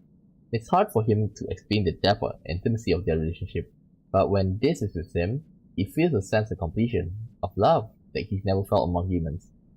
Sim shows him things, teaches him things, not just about himself, but about all life. And not just in the present, but across all of time. You've never seen this talk about anything with such passion. You keep it secret from the others. This is your friend, he deserves to be happy. Continues to work as an ambassador for the Gardeners for many decades until one day, he announces that he's leaving. In recognition of his lifetime service to the planet, the Overseer has extended an offer to make this a gardener. And then like just now I talked about Tangent, and like since they're both twins, like this comes and like save us, but to make sure that we that they hone in on my coordinates, Tangent is like, she made some sort of a time traveling device, you know, and only gardeners can go through that wormhole or time, like a time portal or something. He made a lot of friends since his loner years, and his ascendance to gardenerhood is celebrated across the colony, even by Tangent, having long reconciled their differences. For years afterward, people report seeing strangely docile animals approaching the colony. Watch for a few hours, then slip away into the forest. It's a comfort knowing this will always be out there somewhere. What about Mars? Indomitable Marzipan, she'll always be a little bitter that you stole leadership from her after she planned the coup. Though she never actively undermines you like she did Lum, it's always a sore point between the two of you. Mars is a capable and mostly honest chief administrator, someone you've come to rely on as years pass. She takes on her role seriously, and the two of you forge a new relationship between governor and administrator. Part second in command, part confidant, part nemesis. She never tires of debating you, and though it strains your relationship, sometimes you know that she means well, and it helps to have someone willing to tell you straight. We're glad that you circumvented her claim for the governorship, and brought peace to Batumna. We're not sure if she would have done the same, but you're glad she's on your side now. As for her love life, Mars has never really settled down. Okay, continue. Mars remains surrounded by as much luxury as one could expect on an exoplanet, and though she complains about wanting more, she never seems anything less than happy about her life. What about Tangent? Oh, Tammy. Okay, this is the same. Nothing changed much. Rex. Your buddy Rex grew from good boy to good man. He continues to work hard on the bar, turning it into a place he always dreamed, where people can come and unwind from a long day, enjoy some libations, dance their butt off, and maybe even find love. He gets a reputation for being a matchmaker. In a small colony, there aren't a lot of romantic options, but Rex has an eye for figuring out who will be a good match together. Giving Rex a kiss for luck becomes a tradition among those looking for love. And if some people find something a little more temporary than love with Rex, that's their business. Normie and Rex continue to date, much to the gentle amusement of anyone who knows how mismatched their views on relationship are. Rex would never kiss and tell when it comes to Normie, but even you can tell that they're reaching all these blossoms. However, they manage to make it work. They're best friends and life partners, and just good for each other, like two puzzle pieces, differently shaped but fitting together. Rex dates other people, lots of other people, but he's in it for life with Normie. Rex always seemingly abundantly happy with his lot in his life. Like crushing on Vatrina was the best thing that ever happened to him. It's remarkable that Heliopause could have made someone like him, but you're glad he did. He slows down a little as time goes on, mellowing out and becoming more quiet in self-confidence. He confides in you that his dog genes will probably mean that his life will be shorter than the average humans, but that he wouldn't trade any minute of it. What about? Okay, a holo novel creator. Continue to date. Getting physical, they're almost vibrating with happiness when they confide in you that for them, that person is Rex. They're best friends and life partners. And just good for each other. Okay, same thing. They never lose fascination with similar animals. Okay, this one. Unicorn. What about Sim? The bridge between two peoples. Undying, never aging, ever patient, Sim remains one of the closest confidants. For a few years, it's quite common to see gardeners moving around the colony in various forms, teaching the humans about the history of Vatuna and how to live in harmony with the land. Sim is one of them, of course, and the only one who doesn't treat you like some kind of curiosity in the zoo. After a few years, the other gardeners leave humanity to figure out things on their own. Sim stays on to act as your emissary and moves into the colony to live with you full time. You specifically. You move into a gardener like a boat where Sim can form a connection with the array, glowing pool and all. It's an odd roommate situation, prone to some sitcom level hijinks as you woke up to find the details of sharing your space with an alien, but your friendship helps you to acclimate to living in the colony. Anemone doesn't appreciate living with Sim at first, and it's hard for her to let down her guard around the enemy. You live apart for a while she struggles with her hatred and her trauma. It takes many years for her to come around, but the colony at peace, she has all the time and support she needs to. She warms up to Sim, and even begins to call him a friend too. You think Sim enjoys living in the colony, but he never quite fits in. He reincarnates a few times into forms that look more human, but he also once famously returned to the colony as a swarm of hacklebees, just to prove a point about how Gardner consciousness transcends form. It's a bit unnerving, but that's Sim for you. What about? Okay, they live happily. They'll always be with you. No replacement for its own species. Ricky grows to a nursery tree. Clever girl is bored in the colony though, and ultimately, even though you've made great strides in taming her, okay, same thing. The days turn to months, eventually become years, then decades. Before you know it, you're old. You live in harmony with nature. Living under the gardeners, lovingly tended like any other species in the garden. It's like a paradise. The trees are heavy with fruit, the weather is mild, and the colony is unbothered by the larger xenofauna that only menace the colony. You even see faces once sometimes, sitting in the clearing like inert sentinels. Their broad mossy bodies home to clusters of small animals. Over the years, a few dissenting groups refuse to believe that the entire planet is off limits to humans. In the spirit of human expression, they break off from the colony in search of somewhere outside the gardener's influence. Some return chastised, but others never do. Pruned, just like any invasive weed. The surveyors were exhausted to map the boundaries of the human territory, and scientists and engineers work on countless simulations to test its carrying capacity. Within a few years, you have concrete numbers on how many humans can live comfortably while still maintaining equilibrium with the planet. Mother Batuna is generous and humanity flourishes. There's more than enough space to live and for the future generations to enjoy as well. You do so well, in fact, that a gardener emissary comes to you and offer a second human territory. It's a show of trust, but also a chance to prove your worth by helping keep down the population of stubborn but delicious invasive mollusks. They prepare a proto-colony and take 100 humans to begin their new lives as a seaside community. They're sad to see them go, but it's a great sign for the future of humanity on Batuna. Batuna is your home, and you made it a good one. You died with love. Okay, we die happily. Is that a person? Okay, I live my best life. You've been a good keeper to our friends and family, haven't we? He says warmly. We're no strangers to death, but it's still good to treat every once in a while, isn't it? Come with me. Go with them. So, a governor slash basically, a peaceful run, which is pretty good. Like, even though that we didn't have all, but still, but it's still pretty nice to see, we've got, I may play a bit, behind the scenes because there's so many different endings.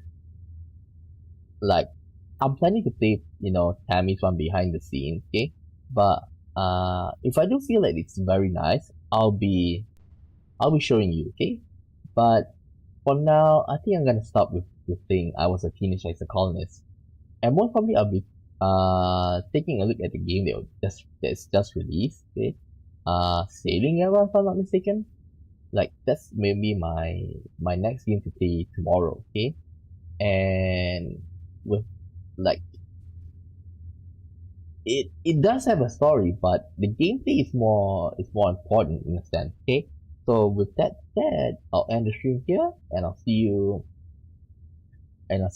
next time, okay? Today, as usual, I'm gonna play Dark Deity at night. So with that said, see you next time. Bye bye.